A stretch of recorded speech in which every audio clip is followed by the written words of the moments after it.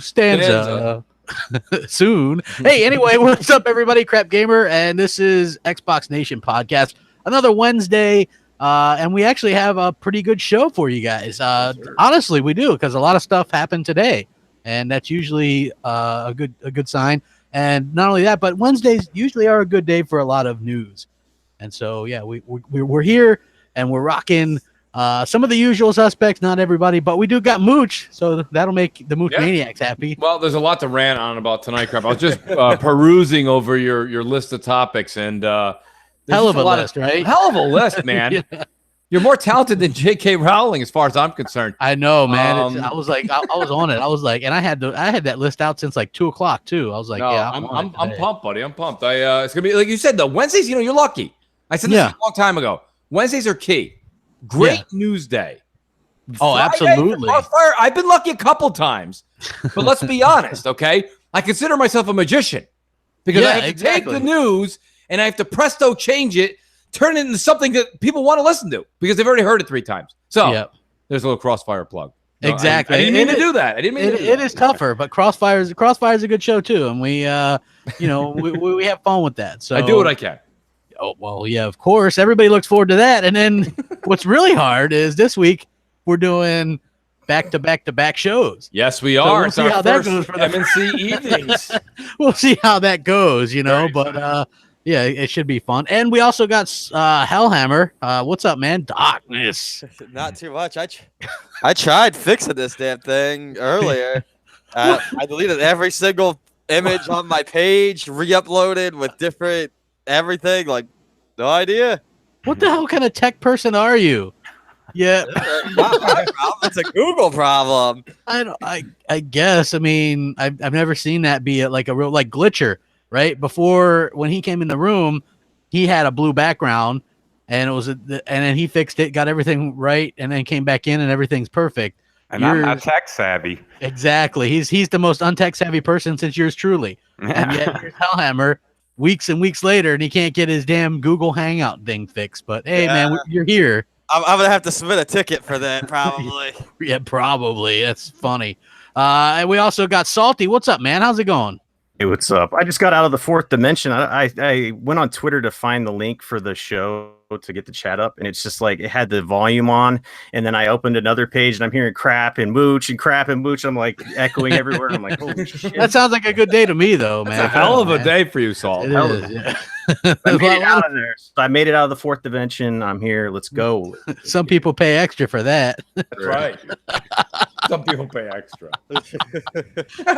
We also got Salty is Gaming. What's up, man? Welcome back. Yeah. Woo! Man, hell of a show already, man. I can tell you that. Salty, I don't know what the hell is up with your thing. Man, but he sounds pumped to be here today. He does. He's probably got his stuff muted and doesn't realize it. But Crapgamer does that all the time. So I do. But what's funny is he's always like, "Hey, Crap, can you come on my show today?" It's usually Mondays, and it's always on a day when BGST is that day. And I'm like, "Sorry, man." He goes, "Well, can I hop on Xbox Nation this week?" I was like, "Sure thing, man. Whatever. That's fine." And then when it's time for him to talk, what happens, man? Straight crickets, man. Well, in my defense, you said Salty Gaming, not Attack the Glitch. Yeah, you said Salty. Oh, did I say Salty? Yeah, that's my bad. We're still in the 4th dimension, people. Okay, sorry about that. Glitcher, man. Attack Glitcher. What's up, dude? Same fight, different round. Yeah, now that we're getting this confusion all messed up, first we jump in and it says Brian, and it's like nobody got time to see that asshole name. I mean, it is what it is, man. We're having a hell of a show already, guys. You better get your asses in here. We got a lot of awesome stuff to get into, so let's get rolling. Hell yeah, hit that like button early and often. Share it out to all your friends and all that stuff because everybody's gonna be talking about it anyway. Xbox Nation water cooler show. People at work tomorrow, no matter where they're at, is gonna be like, "Man, did you hear that? Man, that Crapgamer is great, man. He's great." Just like that Spider-Man game, great. Did you hear when he said this? Great. Hilarious, loved it. Like, you got to be right on top of this stuff. And so we're going to jump right in. Microsoft Gamescom announcement. Boom. They're doing it. No big show, though. Weirdly, tease hardware and some surprises and accessory announcements and things like that. Has people scrambling today because it's a little bit weird, right? Hey, why announce new hardware What does that mean? They're announcing their keyboard and mouse. That's what they're announcing. Oh! That's hardware. Come on, they ain't gonna announce keyboard and mouse. Oh, okay. That wouldn't make any sense. I don't think. No, I think it's got the Elite controller too. I myself personally, me and Jamie Moran, the only two mentioning it, but I'm really hoping they come back out with like they had the 360 earbud, the ear set. That's just nice for people that want to enjoy. Possibly you're gaming with one other person, maybe two people in your group, and it's not the emphasis on necessarily chat, but you want to hear what's going on. Even if you're a Fortnite fan, if you have surround sound in your room, it's nice to be able to use the surround sound. That little earbud did a really good job of keeping the surrounding sound in your room out of your neighboring party chat's ears. And that just was a really nice way to communicate with your friends without wearing this ridiculous headset we always have to wear.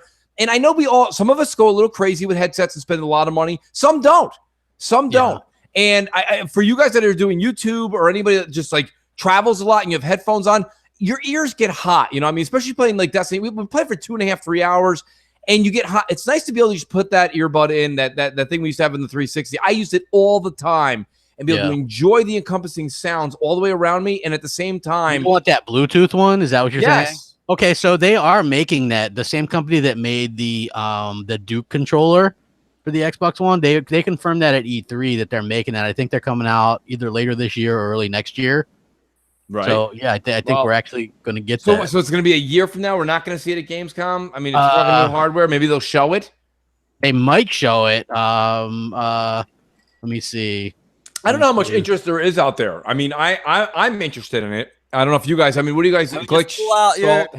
Pull out your Junior Mint PS4 headset. Come on. Those don't even work on there. God, that thing's bad. It should work. It's a 3.5 millimeter jack, right? I left mine in the box of both my PlayStation 4s. They're still in there. I don't use them. Yeah, mine are also in the box. Yeah. Man, you're missing out, man. They broke the bank on those things. Come on. Yeah. I'm cool with having my big ass headsets, man. I don't like jamming the earbud stuff in my ear, so I'm cool with the big ass headsets. Glitch. It's not an earbud. I'm saying it wrong. No. I don't know if you didn't have it in the 360. It literally, so they have an attachment folds over the back of your earlobe, and then it's like a small, like it looks like the way that is in the back alley though. So that's right. Well, of course, I mooched it. Right. He calls it the Junior Mint one too. That's patented, man, for years. He's like, I got the Junior Mint earbud, dude. When me and him first tried to play PS4 together, we were gonna stream it, right? Yeah. He's like, I got this Junior Mint earbud in. You almost spit your drink out. Yeah, we couldn't figure out how to start the party chat. It was ridiculous. Have you guys ever seen the GIF from what the hell is that movie? Zoolander, where they're on the desk hitting the computer. They're like, the files are in the computer. Dude, it's like not. That's what it's like. Me and him were like, how do you do it? We're sending each other messages like we don't know how to start a party chat. It's not rocket science, but let me tell you something. It's not as convenient as Xbox Live to get a party chat going and then get other folks in. It's not the hardest thing. It's not a big deal. But, we all get used to Xbox Live. We're all predominantly Xbox gamers. I think the UI and the interface is, now that it's as fast and as snappy as PlayStation's, I think it's a better UI. But I think the PlayStation's is fine. I think they've finally caught up. It's decent at this point. As far as the UI anyway. Yeah, that's pretty cool. Oh, so shout out to Jamie Moran. Said he sent the article to us. Hyperkin is reviving the 360 wireless headset for Xbox One. So that's pretty cool, huh? Yeah, that's what is it? What are they doing? They revived it. Details on the accessory, the availability are currently unknown, but they let people know. They showed them off at E3. Okay. Nice. Yes. Thank you, Jamie. Nice. Well, I know me and him have been talking about it for years, not just recently, years. And it's just something that I think a lot of gamers want. Real quick, about this whole Gamescom situation. Did Tom Warren call Larry Herb out for his error? Terrible Tom was back today. So. I'm muted by that guy, so basically, I saw this, and he's calling out Larry, and Larry's apologizing immediately. I didn't read it, and then I did the video, and people were like, oh, and they start immediately like tweeting me that it was an error by Larry, and then apparently on the down low, he corrected his mistake, so it was supposed to say bundles and not hardware, but they didn't announce that, and then he got called out. But anyway, so it's supposed to be bundles now. I don't know. It just sounds fishy to me, right? It does. Okay, so I'm looking now, and it says updated, and it says Tune in Tuesday, August 21st for lots of news, new Xbox One bundles and accessories, and features on upcoming titles that we can't wait to tell you about, and even a few surprises. So hardware bundle. I took hardware for me personally as Elite Controller of 2, and I also believe that we're going to get that Forza Horizon 4 bundle with the you're not gonna see hardware like people think. The hardware is a wide variety of stuff. They can show a headset off and it'd be hardware. Yeah, exactly. So that's what I took it as. I didn't see why. It's definitely not going to be. They're not going to show off. Hey, here's Xbox Scarlet at Gamescom. We're not even doing a presser there. We're doing a 1 hour inside Xbox with AC bongos, and here we're going to show off Scarlet. We're going to leave Scarlet to this guy. Come on. Can you imagine if they do that and they're sitting on the couch, boring? Every Xbox Scarlet comes with this cutout. It's me, AC Bongos. I'm smart. Let me introduce it. Here's Xbox Scarlet, guys. Scarlet. Here it is. It's great. It's got this and no 24-hour check-in. It's great. He get his cutout with every purchase. Come on. Heck yeah. Oh god. Yeah, dude. Like, so I mean, come on. Anybody, just use your brains. And why does Larry Herb got to apologize? Like, that's the stuff that this guy, I feel bad for him. Like, who cares? Well, the guy did a little bit of a damn, in his blog, and then he corrected it. Who cares? And who the hell is Terrible Tom to say anything? You know what I mean? The problem is this is why you have people that are in media seats right now that have their heads that are so big they can float in the Thanksgiving Day parade. Yep. These guys their egos are so high that now they tweet something. Okay, they don't even do an editorial. They don't even do a piece. They don't even do journalism. They immediately run to their phone. They tweet something very sarcastic, sometimes to one of us, sometimes to an executive. It doesn't matter. Nobody's exempt. Okay? So, Terrible Tom, he doesn't like any of the Xbox fans. He doesn't like this. He doesn't like that. He doesn't get along with the PC guys. He doesn't get along with the Xbox people. I mean, but the problem is you have the likes of Larry and Phil and Mike, and these guys immediately write to apologize, because the problem is if they don't apologize, right? So here's the circumstances. They don't apologize to Terrible Tom. What immediately happens is he does write a piece. Okay. And that's the thing. We've given these guys way too much power. It's time that Larry did what he did with Greg Miller when he went on and he's like, we're done apologizing. We're done doing this. So, he goes and does that with Greg, and then he apologizes to Terrible Tom. And that's the problem here, is that you got all these guys in the media, their egos are bigger than their Twitter accounts. You know what I mean? Yeah. That's the problem. So that's ultimately where it is, crap. And it's not going to stop until somebody who's actually an executive and sends a picture of their actual pin that says Vice President of fill in the blank company. I don't need to take your shit. Yeah. And that's the thing. But nobody will do that because, what does Terrible Tom have? 100,000 followers? Not even? Like, I mean, who cares? No, I'm blocked for some reason. We all are. Yeah, I just I don't even remember what I did. I remember it was something about I had no interaction with him at all. I think he was just being an asshat to I never even I think he just did. Anybody who hashtag Terrible Tom when we were going through that, I think because there's a lot of people on Twitter today that were like, I've never even talked to him. Yeah, there's people who have like 20 followers on Twitter. They're like, he blocked me.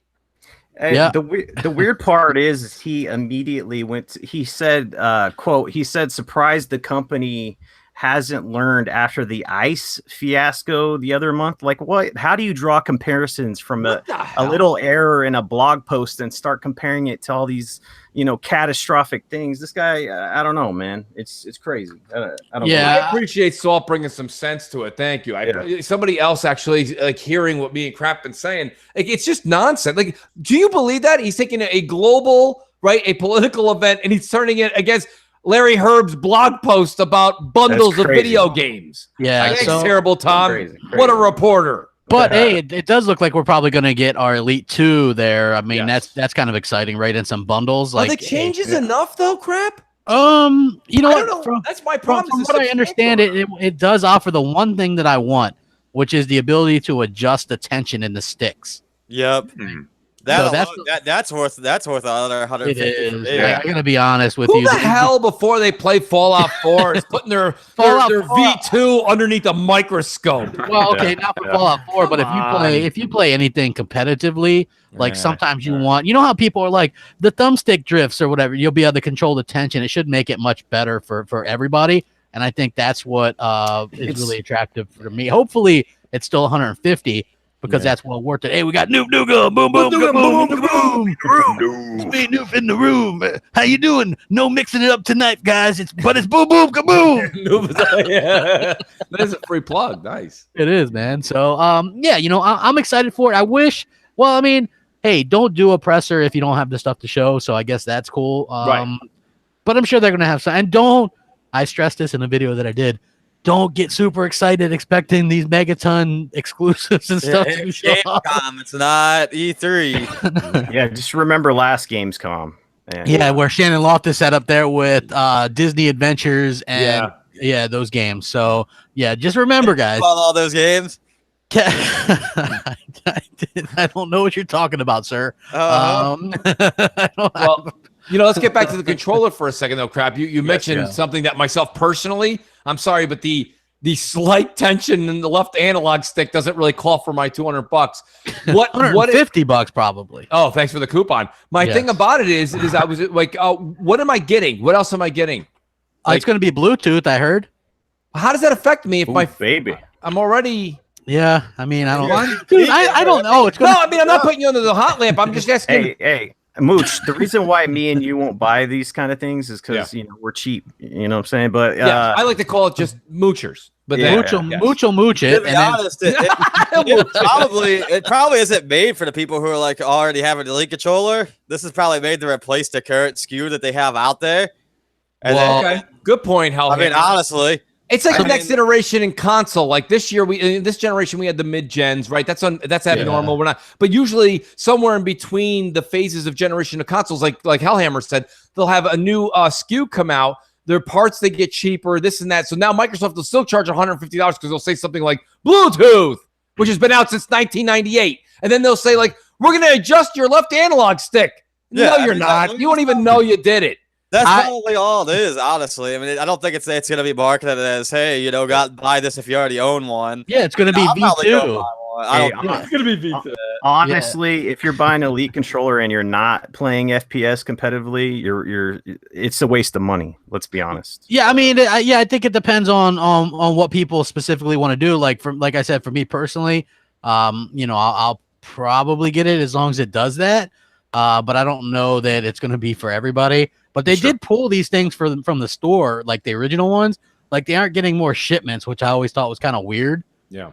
You know what I mean? So hopefully they get everything kind of sorted out. But I'm kind of excited about, you know, anything that they might show because it's Xbox, and that's what I do. I get excited about Xbox stuff. And this could be good. Hopefully, I don't know. Like, is anybody excited to see anything or anything in particular? No? I'm just going to go in and watch the show and see what they have to offer. I mean, I'm just going to have an open mind when I check it out. I mean, I'm not going to be like, oh, my God, what are they going to show? Oh, man, it's going to be all this. And they'll be like, oh, you didn't show that. I'm just going in. I'm going to check it out and see what they have. That's actually the way to do it nowadays, Glitcher, because to be honest with you, you know, and it was funny because Xbot, shout out to Xbot448, who was on Crossfire, and he says, you know, he goes, well, the problem you guys keep saying is about Inside Xbox. The reason you're let down is you're holding Inside Xbox to your expectations. All right, no, I'm gonna watch on that. I'm gonna be like, if they don't show Xbox Scarlet on there and 6 new IPs, I'm gonna personally send the fuck you letter to Phil Spencer, like directly to his house. Yeah, and be like, damn, you guys suck. Fuck you. Well, you can't. Nobody can honestly really expect them to do new hardware right now. That the Xbox One X just came out. Right. You know, like it'd be silly to show off new hardware right now anyways. Yeah, anything that they have new hardware wise is probably just on a drawing board right now as it sits anyways. Yeah, I mean, what would be the point of releasing something right now? It wouldn't be that much better than what you already have. Not just that, but they're not going to listen. I understand Gamescom probably gets more foot traffic by the numbers, but E3 gets more media attention. So they're not going to be like, you know, let's skip all those cameras. We don't want to let everybody know we're coming out with new hardware. Let's do it in Gamescom where people are walking around more often. That sounds like it would be like something AC Bongos would possibly. Well, that does sound kind of like a Microsoft move, actually. I'm expecting AC Bongos to be the star of Gamescom, where they're going to release the V2 controller and earbud, right? And maybe Major Nelson's white gloves as an accessory. Oh, Major Nelson's going, and guess who else is going, Mooch? Who's going? Jeff Rubenstein. Hey, there we go. Huh? Yeah, Our generation's Rod Sterling. There you go, folks. He's going to be there, man. Everybody's looking up Rod Sterling right now. They don't know who he is. But here's the thing, okay? How many new controller designs do you expect to see there? Oh, hold on. Predator says sent 2 elites off last week for rubber grip issues. Not buying the Elite 2 unless it's elite, like all capitals. Pred, I don't blame you for saying that, but realistically, here's the thing. I told you because Pred was also on Crossfire. My Elite, my first one, the hair trigger pull is no longer working. My other one is fine, but the one I had since day one when it first came out, that one I've had an issue with that. But it's still, even with those hair trigger pulls in the back not working like they're supposed to, it's still the best controller I have. And I play it every single day. I'm not kidding you. I don't just take it out for shoot. I use it for everything. I don't give a shit if it's Ori. I don't give a shit if it's Halo. I'm using it. So it's still the best controller. You know what I mean? Now, the rubber grip's falling off. That can definitely probably be a problem.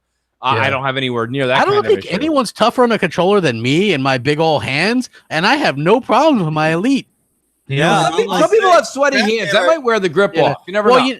Crapgamer wears out those controllers pretty fast, and that thing's still going. A funny story about the 360 era, right? I used to have to get controllers and replace them all the time because I would how they're like curved up? They would be curved down because I press in so hard on them damn things, right? So yeah, and I haven't had any problems with the Xbox One controllers at all. I think that they're an improvement in pretty much every way than the 360 controllers. And I thought the 360 controllers were amazing. Mm-hmm. So yeah, it's kind of is what it is. But it's still exciting that they're going to go. Hopefully we get a little bit of surprises, like give us some backwards compatibility stuff. I don't know. Give Jeff Rubenstein, hit him with some balloons or whatever they do. Thing, we talk about this all the time on the shows. I think it's something that I'd like to hear Salty's take. I'd like to hear Glitch and Hellhammer. Like, me and Crap are very vocal about this. Shouldn't Microsoft have other people doing the shows at this point? Like, Jeff Rubenstein, really? I mean, realistically? Like, the people that show up for American Idol and they're like, you're not going to Las Vegas. I'd rather have that guy. I will take anybody else but Jeff Rubenstein. He's just not camera friendly. Yeah, I think that have just executives and people the higher ups and stuff doing all these shows. I mean, I get what they're going for. They're kind of going for that personal touch or whatever. Where I don't think so, Hummer. You know what I think it is? I think they got a taste of what we would call stardom. In their own world. I mean, they're not Tom Cruise, right? Larry Herb walks down like Hollywood Boulevard. He's not going to get swamped like people just like swamping him like it's Tom Cruise or Will Smith. But he's Larry Herb. People know, hey, isn't that the Xbox guy? Yeah, I got 1.1 million followers on Twitter. It's me. And that's great. Larry Herb. They love that. Xbox Live, Major Nelson. But realistically, they should have people who are professionals doing this. Hire somebody who's actually a talent. Somebody who can talk in front of a camera. That requires money, and Microsoft obviously isn't into investing. You don't have to pay people much. I'm telling you right now, there's a lot of starving artists out there. They'll work. Sure. They'll do it. People leave New York just for the good weather and the chance to be in a Charmin commercial in California. Okay? You have to deal with all that nonsense over there just for a Charmin commercial or a Bounty towel. One of my best friends left from Florida to go to LA for a chance, basically that same thing. So yeah, guess where they are? Back in Florida. Listen, No, I think he's a waiter somewhere. Yeah. Hey, he actually works for the Microsoft convention center over there or something now. I don't know. I think it just comes down to there's a lot of talent online, be it YouTube, Twitch, Mixer. I don't understand why they can't find these people out there that have charisma, that have knowledge in the industry, that can run a show like this. Because let's be honest, it wouldn't be that hard to put the right people in place. I think what it comes down to is they're getting these developers on that are as boring as a thumbtack. Yes. And it keeps going from dev to dev to dev interview. And it just is boring. You know, it's just like if you guys are trying to sell your product, you're doing the opposite. You know, if people see your product and they hear your boring ass voice, they're going to turn the program off, or they're not going to want to buy it. I don't understand the ideology there, because that's what the pacing is the issue. And it comes down to having enough content to show at your show, which is an issue. And then it's also having these devs on. Just rewatch them. The developer thing is actually a good point, right? Like, having a developer from indie game number 3,417. Yep. I mean, not all those people are good at talking or good at keeping people interested. No matter how good or bad the game is, it's like if you're sitting there and you're just going on, you just sound like the dude from the Clear Eyes commercial the whole time. You know, most of the people that you graduated high school with that were really good in science and math, you know what they weren't good in? Drama class. Yeah. Okay? Yeah. It's because it's a different skill set. And that's the whole thing. And it goes back to what Salty said. It's not necessarily that it's awful, okay? It's not that it's awful, but the thing about it is you've got Inside Xbox, which is not over the top informative, okay? They're like, today we're going to show you Forza Horizon 4. You've never seen this patch of mud. We're going to cut through it with this tire. Like, what? This patch. All right. Right? You've never seen this splash up on the side of your hood. Okay. So there's not a lot there. Then what do? Then they bring developers on. Here comes the scientists. Who the heck? You guys ever go to a party as an adult and they're like, hey, here's so-and-so. He's a nuclear physicist. You're like, I have to use the bathroom. And you leave. You don't want to talk to that guy. Yeah. He's going to put you to sleep. You'll fall asleep in the bean dip. Yeah. Well, I mean, a different kind of mathematician and a statistician. Yeah, I get it, man. I tell you, like, I'm excited to see what they have there, but I agree they do need some kind of change up going on there at Inside Xbox, and just the hosts in general. I don't have.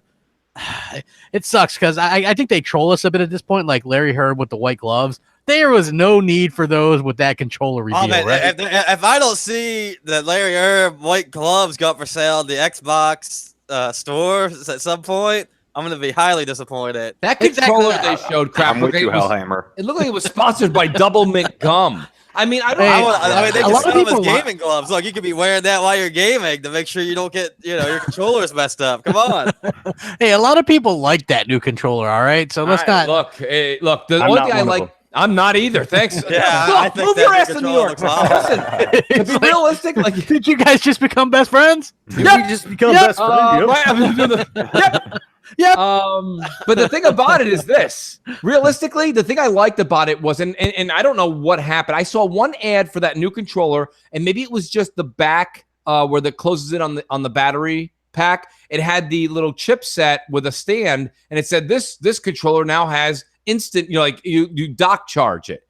And I thought that was pretty cool. I'm like, that's nice. That's a nice feature. And I thought that was going to be something like that was exclusive to that line of controller. And then I saw it after it was tweeted out that you could buy it for $70. And when I looked at it, I said, wait a second. I'm like, the back is normal. And they're like, oh no, that's something else. You have to order something else. The pack is like a pack kit. So you have to pay $70 if you like the design, and then like another $40 or $50 for the charge kit. I'm like, get the hell out of here. Yeah, my thing is with the design, with the new controllers and stuff, I thought that they were going to do away with a lot of that once they come out with the controller design, like the design labs or whatever. Yeah, for sure. Like, I mean, they should just keep adding new stuff into that. If you really want a custom controller, just go and make a custom controller and be done with it. You know what they should do is new controller after controller is allow people to get the custom controllers for the Elite and for the Xbox One X. Like, allow people to design their own for a little bit extra coin. I think that'd be cool. Alan Savage with the 20 says, I know crap, it's not $199. Hell of a job. I usually do get the $199s, man, but it's good to see some crapaholics out here. Yes. And I know Mooch is like, don't forget. Yeah. Crossfire. Alan, Friday, 7 p.m. Eastern time. It's going to be great. Great. Yes. Great. So, okay, here we go. This is going to be a good one. Crackdown 3. So, according to Eurogamer, they said that it's in the final delay, meaning that if it's not ready to go in February, who knows, probably going to be just canceled. This game maybe should have been canceled years ago from the sounds of it. But apparently, according to their source, which could be wrong, the multiplayer destruction was quote unquote too big for Xbox One. So likely less than planned. So allegedly, instead of having full multiplayer destruction in the 5v5 wrecking zone, it's still 5v5 wrecking zone, but the whole goal is to destroy the other team's tower. So the only things like fully destructible would be the towers, and maybe some minor destruction and other stuff. But seems like, and look, I said, hey, let's be honest about this. We gotta be honest. We keep it real. Microsoft lied about this game from the beginning. They overhyped it. They got people excited for it. Hey, what about the power of that cloud? There's no way. There's no way this game can live up to the expectations that they themselves brought forth for the game. It could still be a decent game, but it's never going to live up to what people expect. In Game Pass is what I say. Well, I mean, yeah, but that's probably a good bet. It's not that crap. You're saying it's not going to live up to what people want. What they said it was going to be. Yeah, what they said it was going to be, right? So they're like everything fully destructible, and it turns out that wasn't even a legit demo now. So that's a straight up kind of lie from Microsoft's part. So if it's true.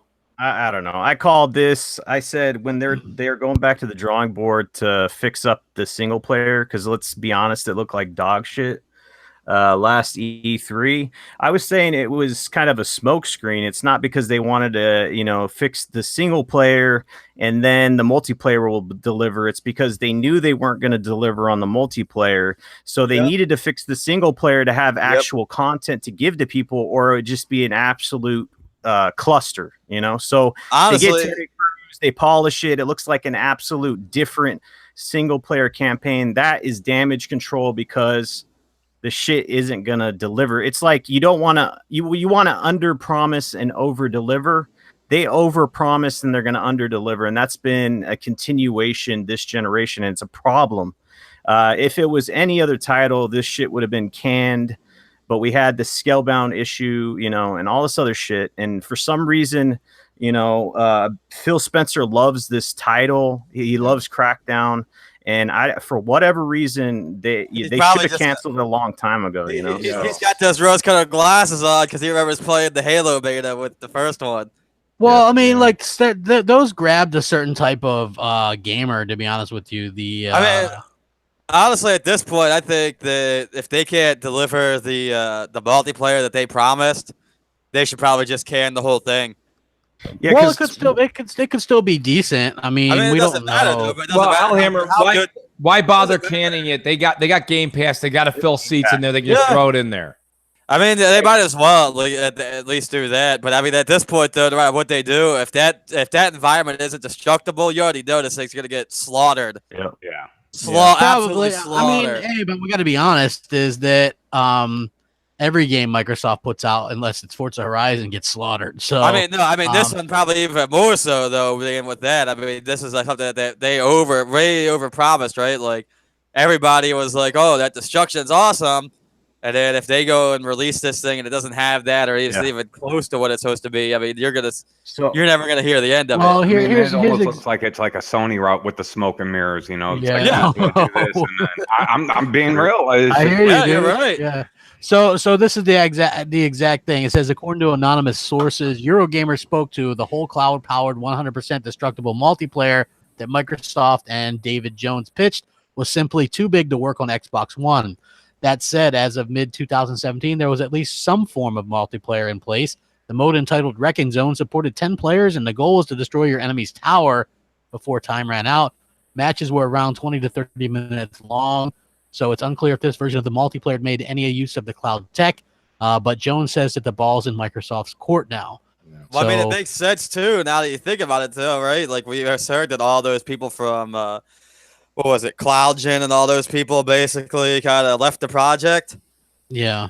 Well, he says that he was never, he was just a consultant, never really, like, helping with the This kind of makes sense why Crackdown's coming out with the other 8 games that same day. Yeah. This is the one, when people are like, oh no, don't release then, it'll get killed. It'll just get forgotten. And Microsoft's like, they're like, we hope it will. Yeah. I think it's buried in the desert with alongside ET. The day Crackdown 3 releases, Mikey Barr will be all over Twitter being like, so who's joining me for Anthem on Mixer?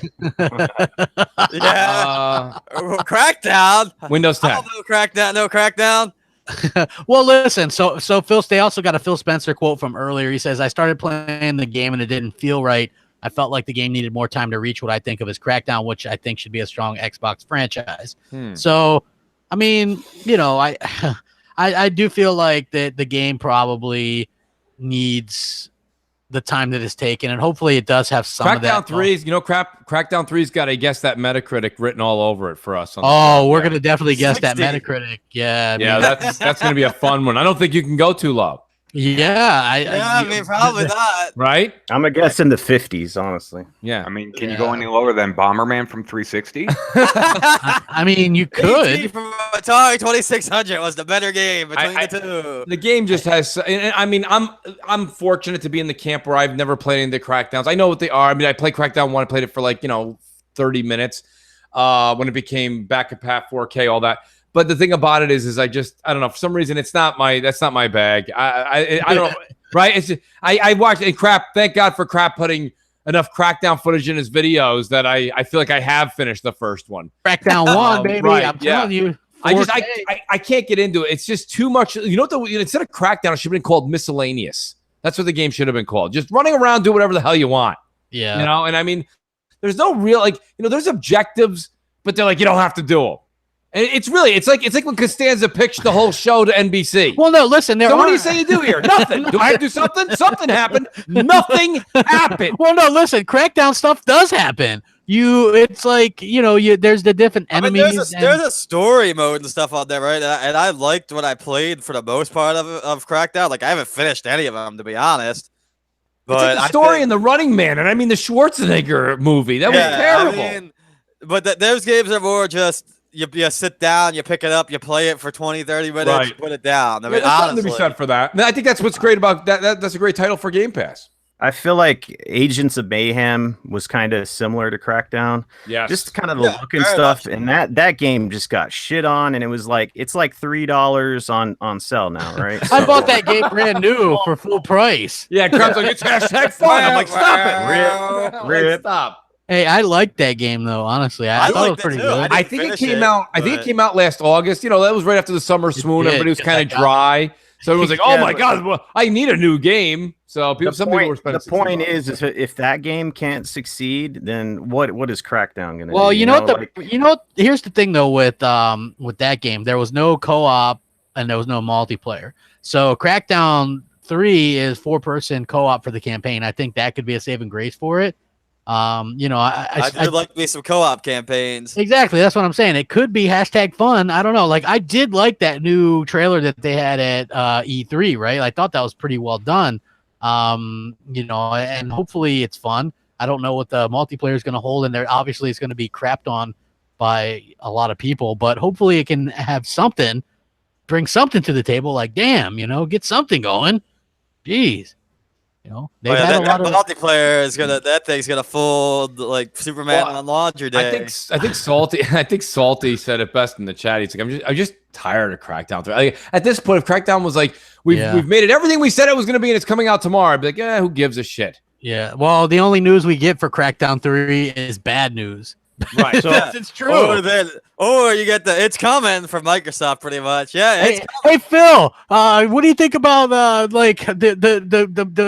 photorealism in games? And Phil's all like, I think it's great. I think it's going to be huge for the future of gaming. We're going to take our games with us, and photorealism is really going to strike that nerve with gamers everywhere across the globe, and togetherness and inclusion and togetherness. Hey Phil, what do you think about Crackdown 3? Is it still on is it still going to release, or what's going on? Yep. So real quick, Noof was talking about how people are hoping that Crackdown 3 fails. I personally am not hoping that Crackdown 3 fails. It just pisses me off that Microsoft lied. It'd be like having Infinity War, right? They're promising Thanos. They're promising all these heroes. You get like 2 heroes and no Thanos, and then they shove it out, and then you go watch the movie. How would you feel at that point? It's false advertisement. Like I said before, it's not right. So I'm not hoping that it fails. Personally, I just think that people are tired, and I don't know. It's right. It's Salty, let me piggyback off that. What you're saying, though, and I'll agree with you, is it's not. I want it to do well. I don't care if it gets a 99 meta. For me, it's not my game of choice. And like you said, I'm just tired of like talking about it at this point. It's clearly something that Microsoft, slipped on the banana peel here. They said something, they threw their own peel, they're slipping on it now. It's their issue. It's not going to do well, and I'll tell you right now why it's not going to do well. It's got too much of this like it's just got a gray cloud over it. It's hard to rebound from that crap. You know that this industry is not like other industries where they're like any press is good press, Mooch. Not in this world. Yeah. Not in this world. Nope. You get that bad press, and that's like you get that steak on you, and you never get it off. Oh, let me tell you, a lot of tomato sauce, buddy. Yeah, they got. I mean, it does have a lot of that. I hope it does well, though. I hope it does too. And I hope you enjoy it. Yeah, I hope these guys put a lot of heart and soul into making these games, and nobody ever wants to see a developer's game fail because they're putting a lot of time into it to entertain us and stuff. But when you're trying to sell something, and then you release it and it's not what you said, then it's going to blow up in your face. So they need to watch, and this is with both companies, man. They need, the smoke and mirror shit. It's also blows up in their face. They say it's going to be one thing, and then all of a sudden it's like, oh well, it's not. Yeah, you need that accountability there, because when you sit there and say that this is going to be this or that, and you promise it, and it's one thing if they're like, yeah, we're going to try to have fully destructible environments or this or that, but no, they came out and basically said, here's this video of us, here's a demo of it. Yeah. Yeah. Well, it's not basically. They did say it. They're like, hey, here's the thing. Well, it's funny because someone messaged me yesterday and they go, crap, you can't call Microsoft liars for saying that they're going to do VR or this. I'm like, dude, that's the definition of it. They literally said that they were going to do VR, and then now they're just like, what?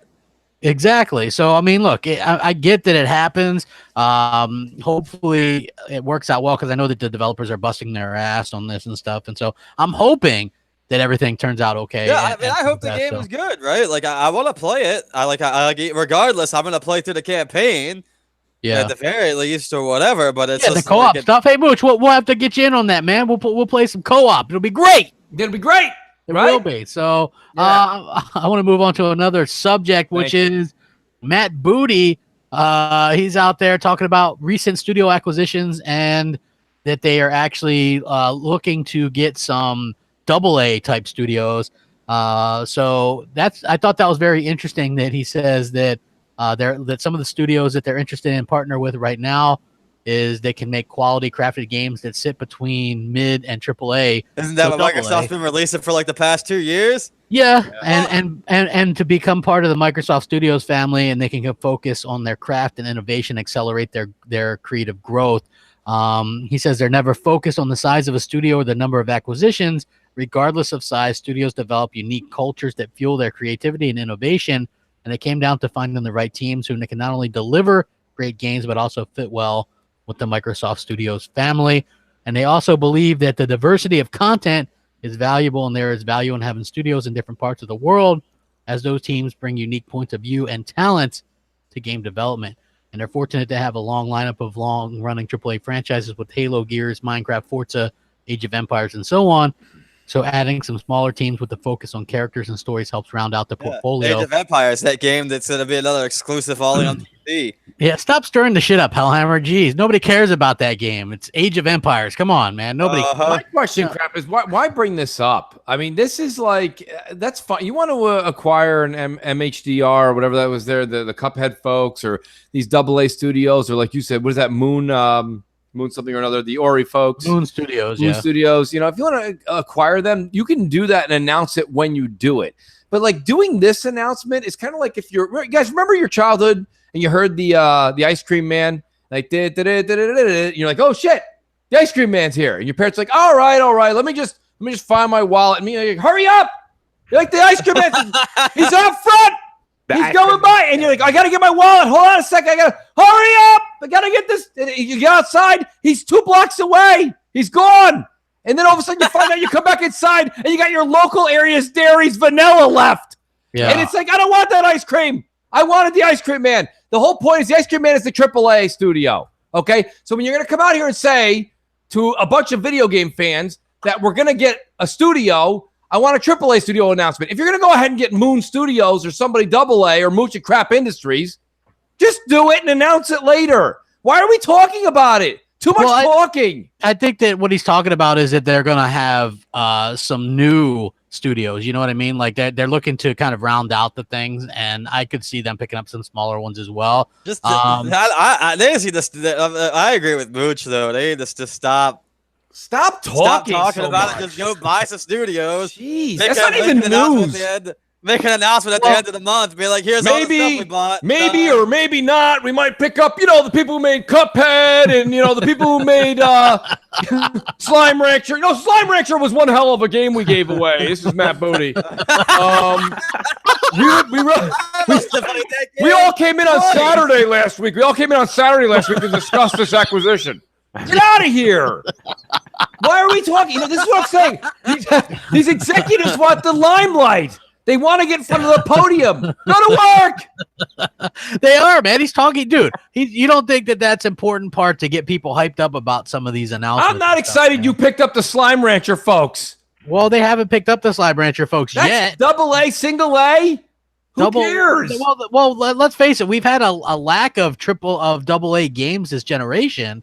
So I think that'd be cool. That's all Microsoft's been pumping out these past. Listen, Matt Booty, Mooch to Matt Booty. Okay, you go pick up Insomniac. You've got my attention. I'll take the rest of the day off from work for your announcement. I'll retweet your message all day long. Like you have to have something substantial. Well, us here at Microsoft Studios, we've been really contemplating picking up all the people that like Soda Drinker Pro and their associates. Who gives a shit? AA. You find out tomorrow that they actually bought the studio behind Soda Drinker Pro. Come on, guys. Let's be positive. I'd rather find out they bought Kinko's. Go ahead. What do you think about the new studio that's being built for Ninja Theory? Cool. That's pretty interesting. I mean, that's pretty cool news. Let me tell you something. Whoever's the president of Ninja Theory there, that guy is a mooch, okay? Because let me tell you something. That guy held Phil Spencer like ransom. I don't know what's going on. One of those new studios. We got our creative freedom. You want us? You got to build us a new studio. Yeah, creative freedom. I'm going to make what I want. I don't want Phil Spencer to step in here and judge me more than once a year. I want a new house. I want a tractor. What? What else did they give these people? They must have one hell of a game. They better beat Cyberpunk 2077 at this rate. Well, I mean, listen, they have a good sort of a history of doing good games. It's gonna be Looking Puzzles #2. No. They're done. They're done with the Looking Puzzles. That was something. That was like a 20-person team that put together a game that like basically an indie game that looked AAA. Right, that was their whole goal with that. So hey, mission accomplished. I thought they actually did do that. Yeah, and there's a lot of people that love that game. Oh, I think the game. I think the game's solid. It just wasn't for me. Yeah, same thing. I liked it. Yeah, like Mooch beat it on PlayStation and Xbox. Actually, believe it or not, what's not? I beat it on Xbox, and I got to like the very end on PlayStation. I have not beaten it on the end. Oh, okay. Well, nobody can blame you for that. Come on, you know what it is that I'm not going to spoil any of the story. First of all, it's a very artistic game. Let's put it that way. First of all, okay. And it won a bunch of awards. That's why, because it's very artistic. Did you see the awards it won? Art. Yeah. So, anyways, but my whole thing about it is that the end gets extremely, extremely tedious with the fighting. The mechanics of the. It's literally Patches O'Houlihan's instructions that come with it.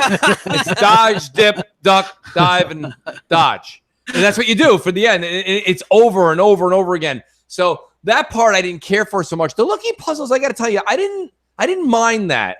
For some reason, it didn't bug me because after you did the looking puzzle portion, there was still a little bit more of a riddle. Like you had to run through that fire area there. That was like, if you didn't know the path, you had to play through it. Once you play through it once, you know where it is. But it's all part of that first playthrough experience. That's what they're going for. There's certain games that people play and play and play and play over and over and over and over again. And there's certain games like Hellblade where I'm not saying you can't play it more than once, but really you get the gist of it after you go through it once, Yeah. Yeah, I mean, I get you. And I'm looking forward to seeing it. They're probably the closest to having something announced, to be honest with you. Right. So, I mean, I would agree with that crap. I would agree with that. Yeah, so, I mean, it's exciting. Short of Playground. Yeah. Playground games, obviously, Forza Horizon, right, maybe Fable, I don't know. Midway Monster says, do you think the developers aren't getting enough time to work on games? You think because of everyone's backlog that too many games are coming out? I think it depends. I think that there's always going to be people that have a bunch of backlog, but there's also people that don't buy every game like a lot of us do. And so they're waiting for that next big thing that really get them excited and to jump in. You know what I mean? Like for me personally, I've taken a little break from gaming, but I haven't really gamed in a couple of weeks. So it's like, but it's like I have a big backlog. But the problem is there isn't a game that's on that list really that excites me. I'm actually the opposite of you two. I'm like, I literally, well, tonight's a little different because, we're podcasting. We'll get done. By the time you settle down, it'll be like 10:30 over here, East Coast. So it's a little late. So it'll be something quick. But like on nights where we're not podcasting, like I'll sit there and kind of take a half an hour to decipher. I'm moving steadily through Dark Souls Remastered. I've got Fallout 4 that I'm just picking up some momentum in now, getting into the story. And then there's always, I know, the chuckle. But Destiny 2, I'm trying to get all my characters ramped up to max for Forsaken, which, by the way, is on the cover of Game Informer, which is the first time in months. I'm excited to actually see this. I'm looking forward to Forsaken as well. You should, Glitch. You should. No, you shouldn't. Listen, on the cover here, Destiny 2 Forsaken. Bungie aims to reignite the fire. They're really doing a lot of great things. I'm going to read the article, and we'll talk about it on Crossfire because I didn't read it yet. But I didn't read it yet. But it came today. I've been watching videos on it, and I'm like, okay, you know what? When I first played Destiny 2, I was like, oh, this is Destiny 1, but a little bit more prettier. And then after watching stuff on the Forsaken, I'm like, all right, you guys are some assholes right now because this looks really cool. Yeah. Well, why not sell everybody the stuff that should have been there years ago, right? That's always a good thing. Yeah. Right. No. Mm-hmm. I'm just saying, like for me personally, I know that. What's up? You're what? Salty's playing Destiny. I think he's botting or something. Somebody, I was playing Destiny. I kind of fell off a little bit, but I'm excited for Forsaken. We'll see how that goes. You know what I saw from you, Salty? I saw you tweet that you weren't interested in Black Ops 4 now. Yeah, I don't know, man. I fell off that train, honestly. Man, interesting. Yeah. Yeah, I don't know, man. I'm not going to drop 60 just for the Battle Royale. So it just, I don't know, man. Black Ops, COD, all that stuff. I'm an FPS guy. It's not doing it for me, man. Battlefield, COD, I don't know. I'm playing Rainbow Six Siege. It's more tactical. I've been getting into that, be doing some competitive stuff. So that kind of plays into it. Plus, I'm Fortnite. So I don't know, man. Fortnite, huh? No, I'm telling you that Fortnite's it's the craze crap. Get into it. I recorded myself playing some Fortnite just so I could have some footage, and it's just me dancing the whole time. Great. Can't wait to watch that show. Dude, my kid loves the hell out of Fortnite, and I'm watching him play, and I'm like, this is garbage. Fortnite is giant, though. That's the thing. I'm having a field day, man. I'm in Glitch's camp. I'm kind of in. I don't know if Salty. I couldn't hear him. Salt. Did you say your kids are also playing Fortnite? Yeah, actually, the cool thing is like my wife plays it on the Switch. My kid plays it. I play with my kid. We actually got a victory with my 5-year-old kid, and we were all alive at the end. It's crazy. That's what I'm saying, man. We are like literally, me and my son, we played yesterday. It was fun as hell, man. We are playing Fortnite, and we are doing duos, and we are, listen, first of all, maybe it's the whole having a good time with the family thing. And if that's the case, that's the case. But I'm telling you right now, it's made me really appreciate the game because there's times it's just me at night. I'm like, you know what? I'm going to use your guys' example of Crackdown. I've got about 30 minutes before it's like, I got to get to bed. I got to get to work tomorrow. But I'm like, I'm not really done. You throw on Fortnite, it's entertaining as hell. It's fun, and it's fast-paced. And if you don't make it, crap, you don't make it. You know this. You were goofing around with it. 5-10 minutes, you're in, you're out, done. Oh, I didn't make it because I was just dancing around. People probably were like, "What this asshole doing?" You know what I mean? What everybody else is doing. Yeah, he's just dancing. He's that's what I was doing. I was just dancing around like. You know what we gotta do? We need to get another. We have to do another Mooch and Crap stream of Fortnite. That's got to be funny. Well, oh yeah. I mean, I'm sure it'd be funny. Oh, yeah. I mean, it would be hilarious. Everything we do is pretty hilarious. So, well, we're big fans of us. Yeah. No, there's no bigger fans of Mooch and Crap than Mooch and Crap themselves. Yes. I've always stated that. So the comic book we're working on. Go ahead. It is the Mooch and Crap comic, of course. Yes. Hey, everybody, hit that like button. Let's see if we can't get up over 200. So I wanted to talk about something that probably nobody here cares about, but the new free Sea of Thieves DLC Curse Sales releases July 31st. Includes skeleton ship AI enemies. Is it still releasing stuff? And it has a 3-player brigantine ship, which you know how like if you're playing with 3 people or whatever. So yeah, so it's called Cursed Sails, and does it come with a free pillow for when you fall asleep? The permanent new help. A story-driven side quest will also allow players to investigate the source of the skeleton scourge for a taste of what's to come, and they have a new trailer and stuff like that. You get new unique rewards. Mooch, me and you, last time we played this game, we talked about AI, like skeleton AI or whatever on ships, and I thought it was a cool idea, and then they come up with it. Like, what do you think about that, Mooch? Like, enough to let you try it out, or? I mean, is it worth trying out? I'm sure it's worth trying out. And I was trying to look because, and Crap was saying it isn't out yet, and maybe I misread what he was saying, but I'm trying to look for it. In the meantime, I'll speak to it and I'll look later. But Assassin and Clowns, I thought they said that they had played a bit of it, and you can't because it's not out yet. That's what I'm saying. So I don't know. Maybe I misheard him or I misread him. He wrote me a DM, and I was just looking for it now. Maybe he said he watched it, and it's going to be because they're both pirate legends. Yeah, so it's not like I take their word for it, and they're both saying it's going to be probably one of the tedious. Like most things, getting the pirate legend. Maybe he's talking about the Megalodon stuff. No. This was just yesterday or the day before. So he was talking about the skeleton. Well, this stuff hasn't even come out yet. So I mean, I don't know. I think it's a little bit. To me, it sounds pretty cool because it's like a little bit more story driven side quest. Right. And you get unique rewards for it as well. I think that's pretty cool. So there's going to be skeleton ships that are around the outpost that challenge paddles or pirates to do battles on the sea. I like that idea. Yeah.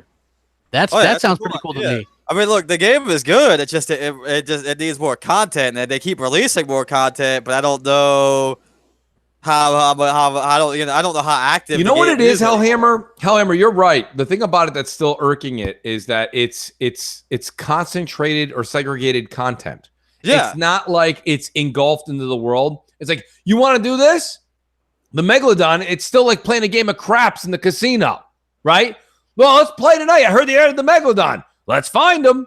Maybe you'll hit it, maybe you won't. Well, no, you need a certain amount of players. You needed, I think it was like 5 players or 6. It's already hard enough to get 2. Well, no, like the whole idea behind that DLC was to get people to work together. And like that was the whole idea. So I think I want to try this new one more than the Megalodon stuff. I'll hop in real quick. Yeah. Sea of Thieves is not a game that I'm going to play all the time, but I think it's doing its job because for the people that want to reach Pirate Legend, they're still playing it. They're still enjoying it. I'm not going to knock on it. I think when it comes to games as a service model, I think that Rare's doing an awesome job trying to get this content out. Because when it came to the Megalodon DLC, I hopped back into a game that I didn't even think about or want to play.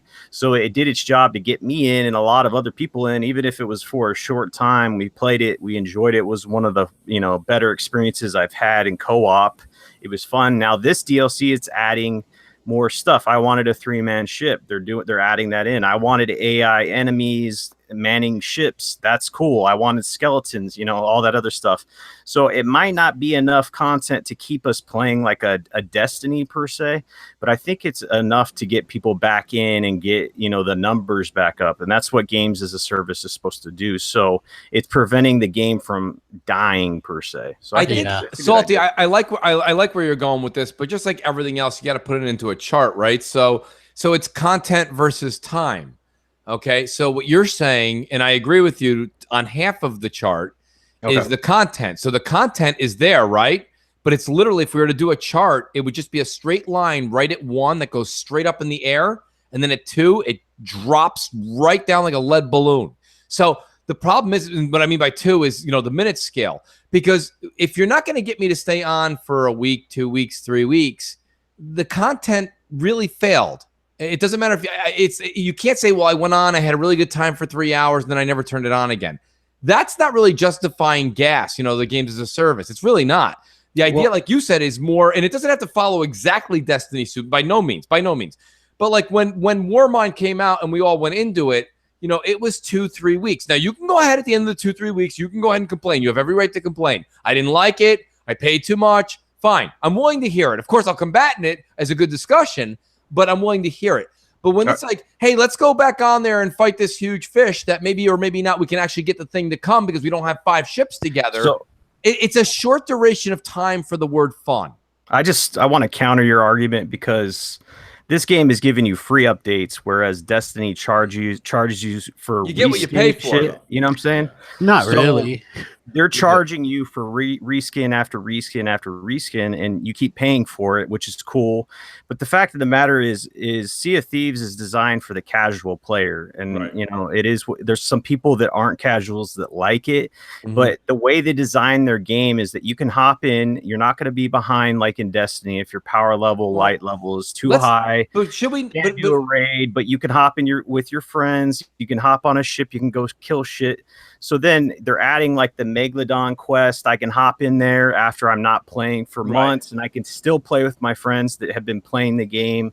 And then they add these AI enemies, just adds a different element to the game, right? I hear you, but Saul, instead of comparing it to Destiny, I want you to continue actually. But now instead of Destiny, fill it in with the other 800 games that have free DLC that are out there. There's a lot of games that have free DLC that keep us all enthralled for way longer. See, everyone always goes right, and I do too. I'm guilty as charged, right? I use Destiny, so I'm guilty. But I'm saying to you, everyone uses Destiny because they charge more, right? And then we start to critique whether that $30 expansion pass was worth your money or not. And that's fine. That's a different argument. But there's like Gears, right? Gears and Rare, both, the Gears and Sea of Thieves, both Microsoft Studios, both free content. But when Gears has free content come out, everyone goes back to multiplayer forever. And it's like you go back for a long time, not 3 hours. So you're judging it based off of, Destiny that has a life cycle that spans years. But generally the life cycle of games is not that long. Like who's playing God of War right now? You know what I'm saying? Like generally people play games. They get excited for it. It spikes on, but God of War was designed like Twitch. It spikes on Mixer, and then people forget about it. It doesn't matter how big the game is. If Microsoft gets you to come back in and you play the game, they're doing their job because it's in Game Pass. It's a different time right now. It's like a gym membership, right? It's like a gym membership, right, Salt? So you went out this weekend, you had 3 bottles of wine, 2 pizzas over the course of the weekend. You feel like a slob. You're like, you know what? I got that gym membership. Maybe I'll go. So Monday, what do? You run to the gym after work. You run 2 miles on the treadmill. You almost kill yourself. Okay? Then you go home and you're like, well, I worked off a couple of those slices, and then you never go back. Guess what? Are you really using the gym? Not really. And that's the thing. You're going back and you're running on the treadmill for a few hours playing against the Megalodon, and you're trying out these skeleton things for a couple hours when they come out every 3 months, but you're not really using the game. And that's the thing. If you're not really using the game, Microsoft's numbers may show that you're actually using it for that spike, but you're not really playing the game. But you're going based off of what you do in it, right? You didn't go and play the Megalodon, right? You didn't do that. No, I did not. It's obviously not interesting you anymore. But I'm trying to speak. I'm trying to think generically. The concern sounds like the longevity of this. We don't have privy to numbers. We don't know who's. No, but you said Mixer, for example, right, Salt? And guess what? I go on the hot page. That's nowhere to be found. That's fine, but like I said before, so it's the not game just of the generation, God of War, it's nowhere to be found. But that's a single player game. It's very rare that you're going to see numbers on Twitch and Mixer continue over months, like Fortnite and all these other games. Traditionally, you have the top that will always be there, but then you have these other games that just have no viewership. It's usually top heavy, and then you look at all the other games. There's jack shit. you know? Right. So to compare it to that level is not, I don't know. I don't think it makes sense because I don't give a shit about Sea of Thieves really because I don't play it, right? But I love to see arguments from both sides. We don't have privy to see what the numbers are for Microsoft or what their idea for it. Yeah, but I do know that there are people that play it every day that have reached Pirate Legend. There's a guy that did, I forgot what his name is, but he was in Buffy the Vampire Slayer, I think. Or Freddie Prinze Jr. Right? He's married that to. Guy's always tweeting about Sea of Thieves, and there's people that love this game and they play it. I don't understand it personally because the content isn't for me. But we just got to get outside of our realm sometimes and understand that casual gamers make up a large majority of gamers. Yep. And I think that this game attracts those people because they want to hop in for 30 minutes and not worry about upping their power level. They want to go kill skeletons and stuff. I'll tell you something, Salt. I think your pitch is a good pitch. I think Microsoft should have hired you. You would have sold more copies than they did. But I mean, I think the thing about they've sold an incredible lot of copies. A lot of people play that game. Crap, I told you the numbers have changed now. What used to be a big deal at selling 1 million is now 5 million. And what used to be 5 million is now 10 million. Well, so considering the low expectations they had for it, and Phil's very adamant that it's done above expectations. Listen, that's a different conversation. What I'm trying to say though is like an Xbot uses this a lot, so I got to give him credit here. A lot of the times when it first came out, a lot of the kids were all talking about it, right? Like my son and all his friends were playing it. The minute that all of their friends' 30-day Game Pass ran out, that was it, and they're all back on Fortnite, and they've never looked back. Well, it's most people. No. Listen. The games that this is, and I always say this, and I bring this up. Because when you look at the #1 most played games on Xbox Live, it's GTA 5.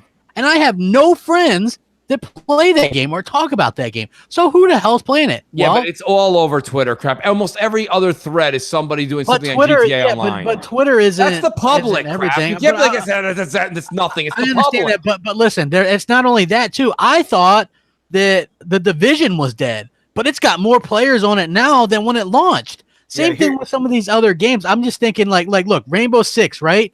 That apparently has 30 million people on it. We don't have any. I don't have any on my friends list that's playing Minecraft, but guess what? It's doing well. Exactly. I get your point. But perfect example of this is For Honor. How shit was that game, right? They have like 12 million people playing that game. Like it's crazy. Like some of these games that you think suck and that no one are playing, they're having crazy numbers on them. We have a bigger pool of gamers now, guys. It's the numbers have to it also speaks to everything's relative. You have to look at the larger number. Go ahead. These games who are on large number games and stuff, and you're like, wow, I didn't even think about that or whatever too. Right. A lot of people on our friends list are people who share the same kind of taste or whatever, similar to we do. Yeah. So these people are playing the same games that we would play, with the exception That's of a good point here or there. Yeah. So you go on your friends list, you're like, wow, I don't see anybody playing Grand Theft Auto. But I mean, those are probably the same people who played it, when it came out. I just think Sea of Thieves, personally, I think the ship sailed. Of course, there's people playing it.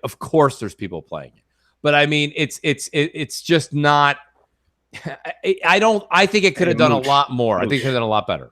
If the ship sailed, why would they have added teams to Rare? Like that wouldn't make any sense, right? It makes plenty of sense because I'll tell you right now, they save face. They've already got $100 million. Man, they wouldn't add people to the team if it wasn't doing good, man. Come on, you got to look at it from a business. And Rare's doing other things. Crap, I'll tell you that he did 85 videos on it. But they were saying specifically for Sea of Thieves. Yeah, but specifically they did hire. They do have 100 people that are working on Sea of Thieves. Okay, they had 100 people.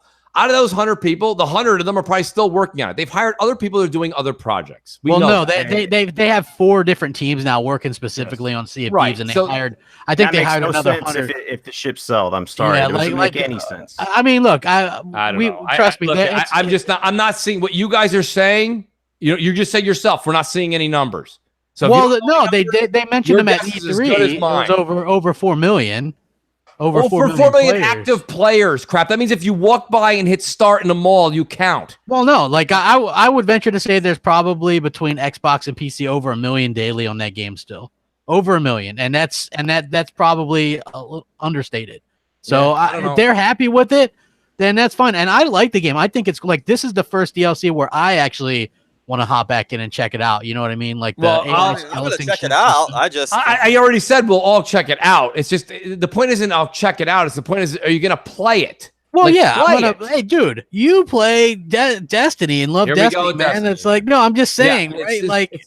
Wearing a pirate patch and running around shooting people in space, 2 different games. Nobody's talking about Destiny, and then they come out with some DLC, and everybody's like back on the Destiny train. I just don't see why it can't be the That's same. what I'm. And there you go. Thank you for proving my point. So the Destiny stuff that's coming out is in September, and the community is blown up right now, getting ready for that. That's a big deal. But how much money do you have to pay? How much money do you have to pay to play that? Over the course of 3 years, you'll end up probably paying about $140. Okay, so 3 years. You get what you pay for, hence how much you're paying for Sea of Thieves. Sea of Thieves is $60, or if it's the only game you play, $120 a year. So in 3 years with Game Pass, if it's the only game I play, you're come on. Why can't I use numbers if you're going to use wacky numbers? I can use wacky numbers too. So you guys are going to pay. You guys are going to pay $360 for 3 years in Game Pass for Sea of Thieves, right? Right, come on. Be fair is fair. If we're gonna use every nickel and dime for Destiny, then if you're in Game Pass, what you're saying, what you were saying, $10 a month. Make your argument is you're saying that people are hyped for this content in Destiny, which is a huge expansion that costs lots of money. If I want to play that expansion, I have to pay for the previous DLCs, $40, right? Which are on sale now, plus the base game, and then I got to buy that shit, right? But it's apples to oranges right here.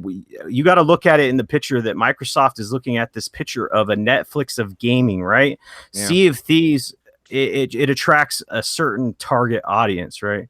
The casual, the whatever gamer wants to play that.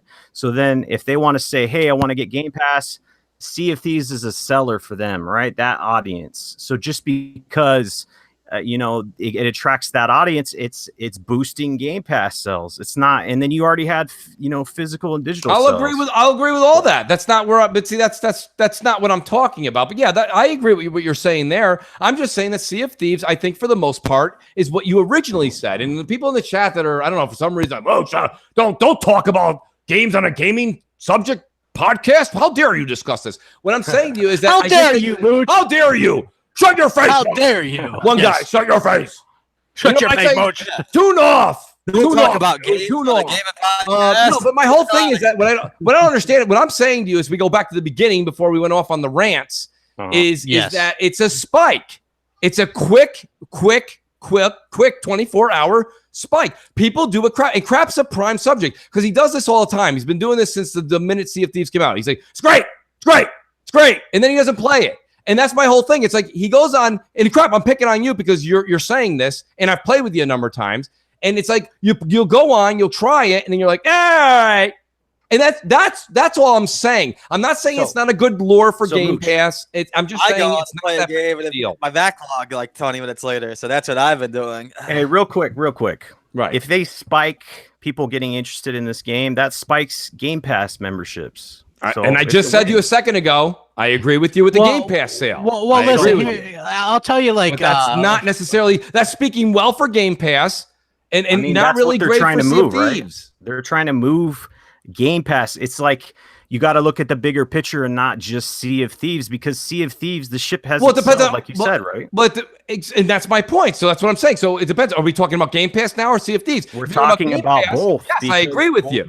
Because a subject like Destiny's not in a Game Pass type situation.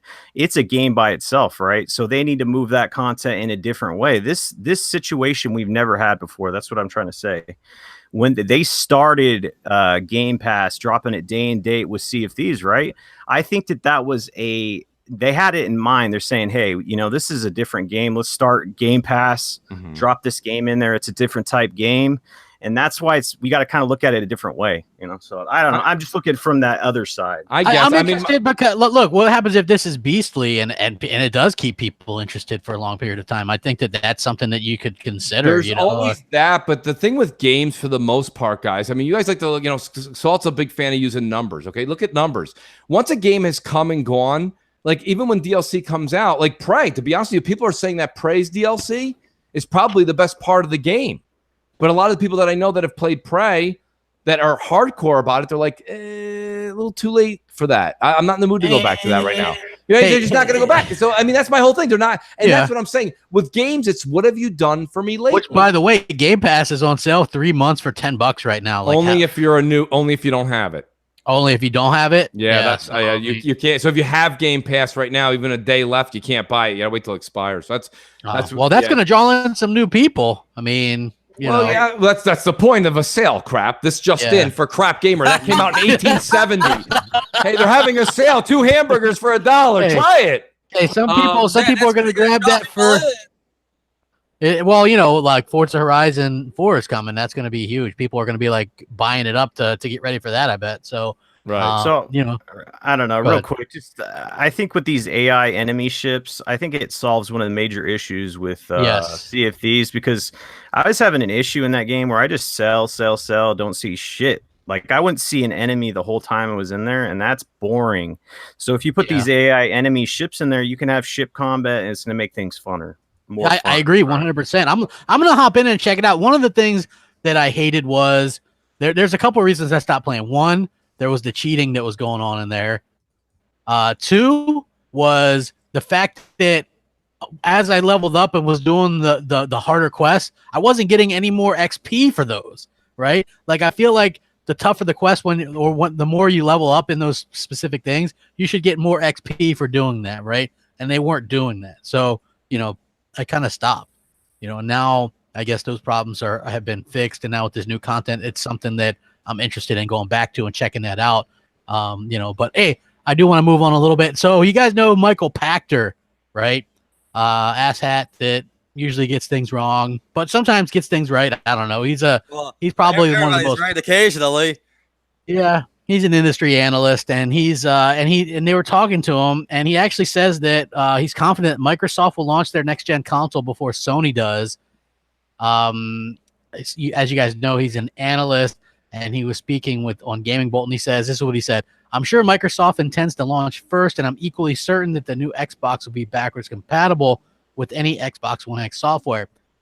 He says, "I agree that it's hard for Xbox One X purchasers, but they should know 4 years into a cycle that there's another one coming. My guess is that Microsoft intends to launch in 2020, but if they think Sony is going to launch the PS5, then they will launch early." That is pretty interesting. Very interesting. Mooch, I figured you'll have something to say about this. I do, but, you know, only some people want to hear it. So, you know, the thing about it is shut your mouth! Don't talk about games. Don't tell me how you really feel. All right. So anyway, no, what I think it is I don't know. I think Xbox should strike first. Will they?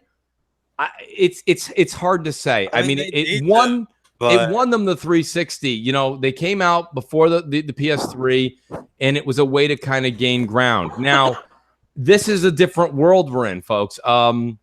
We got a situation now where if Xbox does come out ahead of time with their new Scarlet, first of all, it would have to come out next fall, right? Yeah, it would have to. In order for that to happen, Xbox would have to make an announcement, I would think. I mean, they could, because everything is just blending in with forward and backward compatibility, they could hypothetically make the announcement next summer. But, you know, because guess what? You know, this November, bang, you got this. Yeah. And, I mean, why not? They could. But the thing is, you know, the problem, you guys know this. It's hard for them to hide that secret all the way, because they would start ramping production. If they have to start, we know this from this generation. When they started to do the November releases, we heard all the AMD factories, everything starts pumping. Production starts in like February, March, something in that, maybe April if I'm way off. My point being is it's way before E3. So the minute that happens, you've got the Terrible Toms and all these guys that have ears and little birdies out everywhere. The minute they're like, wait a minute. AMD is ramping up this chip. They're making what? 3.5 million of them. That sounds like a console. You know, so it's like it's going to be a console sale. So they know when this stuff kind of happens. So it's better for Microsoft and Sony to do it the full year ahead, like they have been doing. Year and a half at E3. So they have that, and they don't have to do the nonsense of like they're going into production. Of course we're going into production. We just told you we're making new consoles. You know what I mean? So like they don't want to go through that nonsense. So I don't know if necessarily we're going to see a strike attack here from Microsoft, because they would have had to announce it at E3 this year. They don't have to, like I said, but again, if they're waiting to sneak attack next year, not really a sneak attack when everybody knows that AMD and these other companies are going to ramp up like crazy. People are watching that now. So yeah, well, I mean, I just think it's interesting because, Pachter, while he's usually wrong with a lot of the software stuff, maybe a little bit. I think Microsoft does have the plan to at least be out at the same time. I don't know if launching ahead of time is absolutely the same time. Yeah. Yeah, but at the same time or around the same time is probably something that they will do. Because and I think that the way they're going about it, 2020 makes a lot of sense because they'll have some games ready. Let's face it, probably Fable, probably Halo. We're going to talk about this probably, but no Forza Motorsport 8 in 2019 as the whole studio is working on Forza 7 still. Trying to get that game right. Yeah, I mean, it'll. I like those games. If you like the game, that's a good thing for you.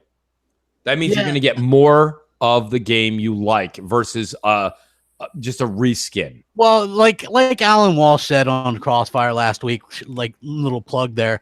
They were really busy, and Forza 7 wasn't up to par with some of the other stuff that because they had to do that Apex gorgeous game. It is. It's a really good game. It's a good engine. Yeah, and so I get what they're doing. I would wager that means that's going to be a 2020 launch title with their next Xbox. Yeah, and maybe Forza Horizon 4 takes a break as well, and they just add to it like with some DLC and stuff. Well, Forza is always a launch title now with Xbox. So you want that. You see that. Yeah. You want that really beautiful game to show off that new hardware. So, and it's easy to get a racing game ramped up to show off. So yeah, exactly. So I think that's kind of interesting. But Salty, what do you think? I've always been on the 2020 train. It's interesting because I don't think Xbox is ever going to give up that power narrative. So it's interesting to see how they're going to approach the situation because there's lots of R&D that goes into making these consoles that takes years, and then there's prices of chips and all this other stuff that you got to take into account. I don't know, man. It's interesting to think about all this stuff, but like if you drop it before Sony, they're not going to have that much time to kind of scramble around and then try to one up you, So it's kind of like they're preparing, and I don't understand the ins and outs, like how they're going to plan on one upping each other per se, because they know what the industry standards are when it comes to tech. So that's kind of across the board, and I'm sure they have people that talk to other people. Yeah, now that it's x86, it's hard for them to be like, yeah, I'm gonna one up this, but because it's all pretty standardized. So it should be interesting, but I've been on that 2020 bandwagon, and I'm going to stay there. I think they might drop at the same time, honestly, with like how much information are relatively close. Like if Xbox drops first, maybe PlayStation drops a couple weeks after or a week after. I think they know too much to just kind of let it, trail off too far from each other. Yeah, my whole thing is that as far as any launch for a new hardware, I mean, I think they're both going to launch probably around the same time as each other. And that's why Microsoft is buying up and bundling up all these studios. Well, Hellhammer, what do you think about this, Hellhammer? I think the one distinct difference between the two, I think the timing will be about the same. I think the price may even be around the same. But I think that Microsoft to one up, I think they're going to outdo them in the RAM. I think they're going to kill them in RAM. And I think that's a big deal. I mean, you would know why that's a bigger deal than I would, but I know that I've talked to the Don and a few others. That's a big deal if they can up Sony in the RAM. Well, yeah, I mean, that's going to make a big difference, especially for both the system memory and for the graphic for the VRAM, for the video memory. I mean, both of those are going to make a big difference for open world games, which is going to be, they're going to get bigger and bigger. But I think Microsoft can afford to have what they call in the industry. Right? I'm going to almost call it a lost leader. Microsoft does not need to come out the gate with the next generation console and make a profit day one. They don't have to, especially with Game Pass and these other services. Yeah, they shouldn't, honestly. Like, they should release that, throw in a Game Pass ad on that thing, and call it a day. Right. But my point is put better hardware in, lose some money on the hardware, make it back on the software. This is something that they are definitely talking about. Oh yeah, I mean, I think they're going to both release around the same time. I don't think you're going to see a massive difference though either way between the hardware sides. No. You're not going to see that big difference where, oh my God, this is such a big, huge difference between the PlayStation and the Xbox, or even the difference between, say, PS4 Pro and the One X. I don't think you're going to even see that big of a difference. Yeah, between these two consoles. We know why there was such a disparity in the beginning, right? It was the Kinect. That changed the price line and the power. It sucked all the power out of the Xbox, and that's why there was such a disparity there. We're not going to see something like that again. It's interesting to see in the comments, people are like, oh, the Xbox One X is a cash grab. It's actually one of the best, probably the best console I've ever owned, and it's a mid-gen refresh. So if you're buying this console, you should know that Microsoft could drop a console at any time, and it's not their responsibility to make sure that your console is relative for whatever amount of time that you think it needs to be. They could come out next year and say, hey, we're dropping a new console. I wouldn't be pissed at them. The thing with tech is that anytime you buy into tech, there's no guarantee, right? Like, I can go buy, I mean, even if you want to say, okay, I'm going to go build a PC, like, I can go build a PC right now, top of the line, all the newest parts. But there's no guarantee that in 2 months or 3 months or even a week from now that I'm still going to have the top of the line stuff. And it's the same way with cell phones. It's the same way with TVs. It's the same way. I mean, basically anything you buy now, cars. I mean, anything you invest in, like, especially with technology, you get it, and a week later it's outdated. Exactly, right. I mean, you can go that with, like I said, with anything really, like anything that has feature sets or anything like that, like cars. The last year's model is missing X feature that the new one has for the same price. Yeah. Yeah, I mean, you would agree with this, Hellhammer, though, right? I mean, there is, because a lot of my friends are they're big into the PC world and stuff like that. Right now, this is probably, I would say, between now and 2020 is probably your safest time to buy if you're into the PC world, PC components, because we've kind of hit a threshold. Does that mean that something next year is not coming out? No, it is. But the person who's buying the cards next year are not going to be laughing and pointing at you that you're so far behind. We've hit a bit of a threshold here in the PC world. You're not going to see too much. I mean, we'll see some more stuff. Absolutely. You're gonna see some stuff next month when next month when the 1180s come out. But I'm saying whatever they're going to call it. But my point being is that and then the 1080 Ti's are going to drop down to a couple $100 less than they are now. Yeah, but a lot of people. It's not going to be such a big difference though, where people are going to be like, "Oh wow" or whatever, right? Like, I mean, that's my point. If you have a 1080, and someone gets the quote unquote, the people in the PC world are saying 1180 just for the next generation, and they get that, like, you have a 1080, you're not like doing that bad. You're fine. So that's my point right now is that, and that's why I think that these next generation consoles may fall in that same loop where I think that you said they won't be that much different. Coming from a console gamer's perspective and us being kind of handcuffed to this 30 frame per second, I'm not getting into the whole 30, 60 frames, whatever you guys like, you like. But 60 should be the standard. I think we're all ready to progress to that. PC gamers are like, where you been? Here's the thing. That needs to be the main focal point because we all just bought or are buying 4K TVs. I was playing video games the other night with people and they were like, I didn't get a 4K TV, but it's definitely happening this year. So this is the year where even more people will jump into 4K. So we're not going to see next generation consoles. 4K TVs for $200 some places. Right. Well, here's my question now with these, the PlayStation 5 and the Xbox Scarlet come out. What do you think the standard should be for these? Do you think they should be, 4K 60? Well, it's not that easy because, we had this discussion in depth a couple times, Glitch, with the Don. First of all, I'll say this much. You can't say it's just 4K 60 period flat, right?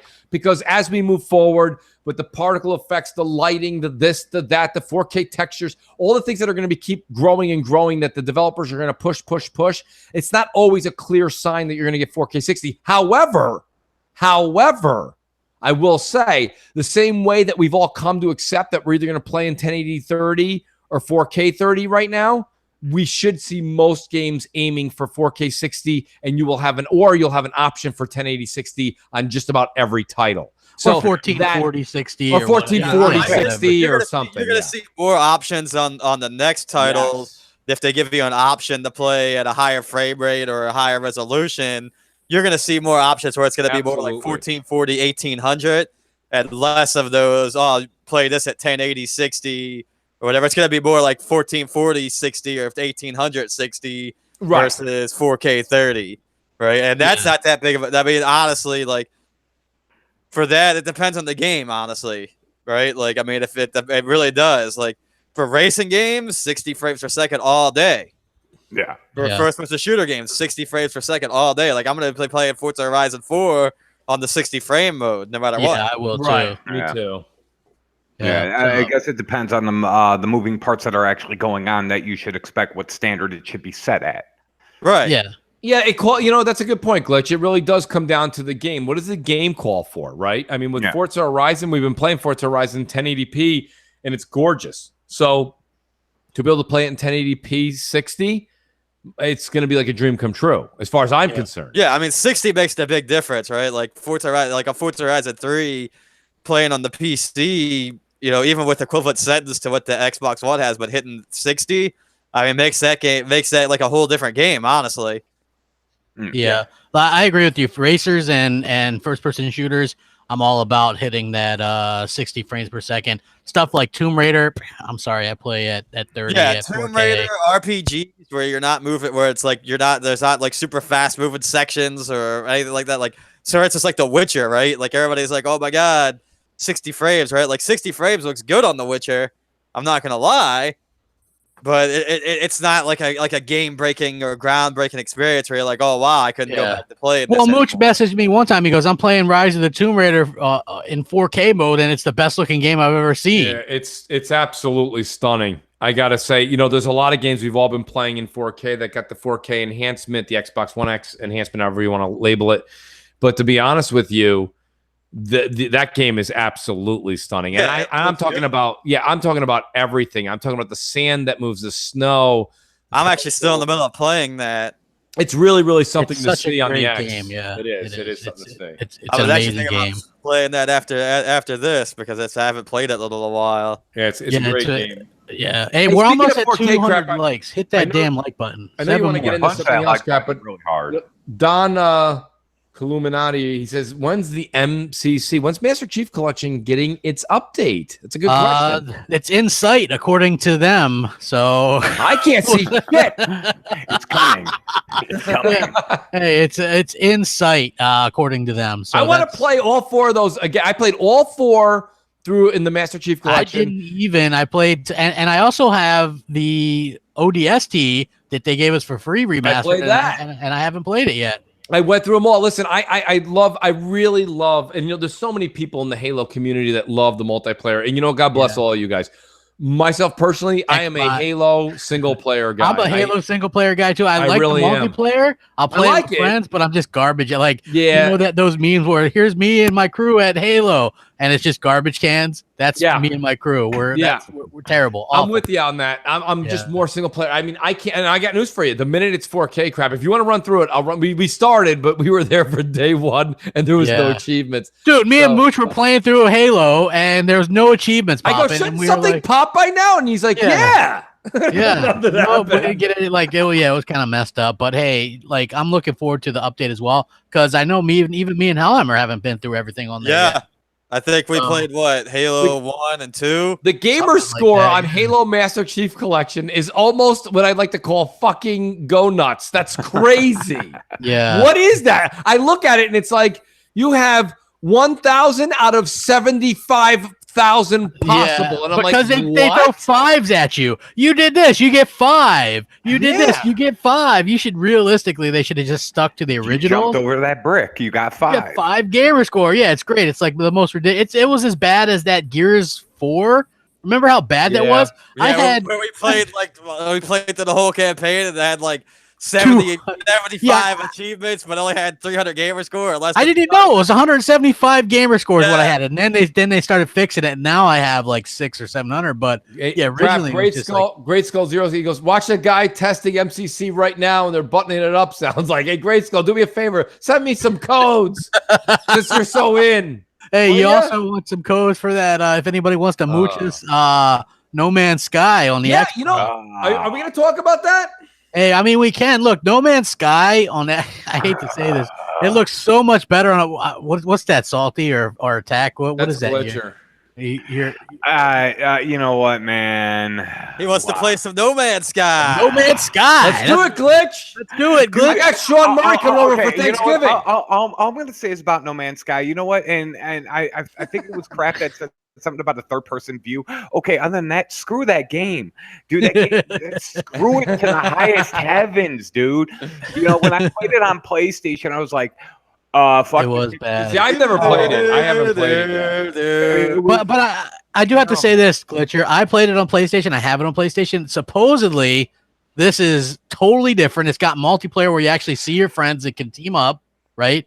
There's different aspects to it. This is maybe what was supposed to launch. You can actually build I'm not going to use the word fort. You can build a base. And so when you go out and before, I have a friend of mine that played about 20, 25 hours of it. He went and played it. He says, here's the deal, Moose. You go out there, you almost kill yourself every time just to get enough materials to come back, charge your ship, maybe get to another planet and do that again. That was very boring. It was not what they wanted. Sean Murray is freaking, that's the smile he had the last time he was promoting this. You could see him sweating, right? He looked like that airplane gif, right? Where the guy was like crashed the airplane. He's like, he's smiling, but he's got the water pouring down his face. Like this time he's genuinely excited. He's like, this is what I wanted, but Sony rushed me. And it was like, you can't say that. But like, this is the whole thing. I think, right? I think this is the game he wanted. I mean, it looks interesting, right? Like the concept of No Man's Sky was interesting for me. Before it even came out, right? I remember even telling Crapgamer, I was like, man, that game looks good. I think I'm going to pick it up. But then when it came out and bombed, I was like, never mind. I'll tell you what. I'll do what I did with the PlayStation version. I'll rent it. Just to give it a shot. But you know what? I think it was Mooch that said this before. The ship has sailed. I'm just gonna wait for Crapgamer to get a copy and then I'll just play it. Well, see, I didn't play it before Glitch, so I don't have that. Well, here's the thing, because the way they advertised it, do do do do do do do do. Welcome to Jurassic Park. And then when you actually played it, it's like, you got this terrible, like, it was bad because you spent all the time mining for fuel, and then it was really bad. Now there's multiplayer and stuff like that. Give me a world to explore. Yeah, because they made it sound cool, right? Like you can travel through space with your friends, and it's great. Like that sounds good. But when you actually played it and that stuff wasn't there, that's wrong. And I'm not saying it just because now it's on Xbox, because it's going to be the same on PlayStation now. So hey, finally they fix it up, and that's why these people should get time to do it. And I will always say Sony at that particular time had no games. And if you look at the games they released that year, it was like No Man's Sky, it was Street Fighter 5, and Street Fighter 5 had the least amount of content that I've ever seen in a fighting game for Who the a hell full wants to $60. pay for Guile? I mean, seriously, I'm going to buy Street Fighter 5 and I'm going to pay for Guile. Who the fuck? Dude, it didn't even have like the arcade mode or anything. Like the game itself wouldn't have been bad, but there was no characters. There was no like there was no nothing. And people want to talk about No Man's Sky not having content. That was a $60 turd. And then they also had No Man's Sky, which was a huge letdown, even though the media tried to really play it up. A lot of people in the chat are saying this, and I got to give them credit. They're right. And Salty might like this. This is something that I think should have been day and date when it's not day and date because it launched back on the PS4 2 years ago. But this is something that should be in Game Pass. This is something where Microsoft should have said, listen, this is another household name. Whether you like it or not, that's irrelevant. It's really irrelevant. It's another title to put in there that people go, I've always been meaning to try that. Right? That's something that a lot of people, like, crap, we're saying that. I've always been meaning to try the game that Sean Murray's been preaching that we never got. That's a great game for Game Pass. That's a lure. It's a lure. I agree. I actually brought that up when I heard the announcement. I'm like, damn, I think this would be perfect for Game Pass. I don't know why they're not doing that, because we've seen with other games that it's actually spikes sales. It actually increases sales. So yeah, maybe it will go there eventually. I don't know, but maybe I agree it probably should be. Yeah, it does sound like it should be a Game Pass game, but I mean, it also just depends on what Microsoft wants to invest in. Yeah, well, apparently there was some kind of deal in place preventing this game from coming to Xbox for a while. Well, so. of course it was. Well, yeah. You know that. We've been saying that for years, crap. Sony, the one thing that Sony, again, give credit where it is due and not where it's not. They certainly know how to write a contract. Yeah, I'm going to say this, right? Like, if you're a third-party developer and you're not under the wing of, say, Sony or Microsoft or whatever, and you're just making games, no third-party developer wants to make their game and just totally have it come out on one of the consoles.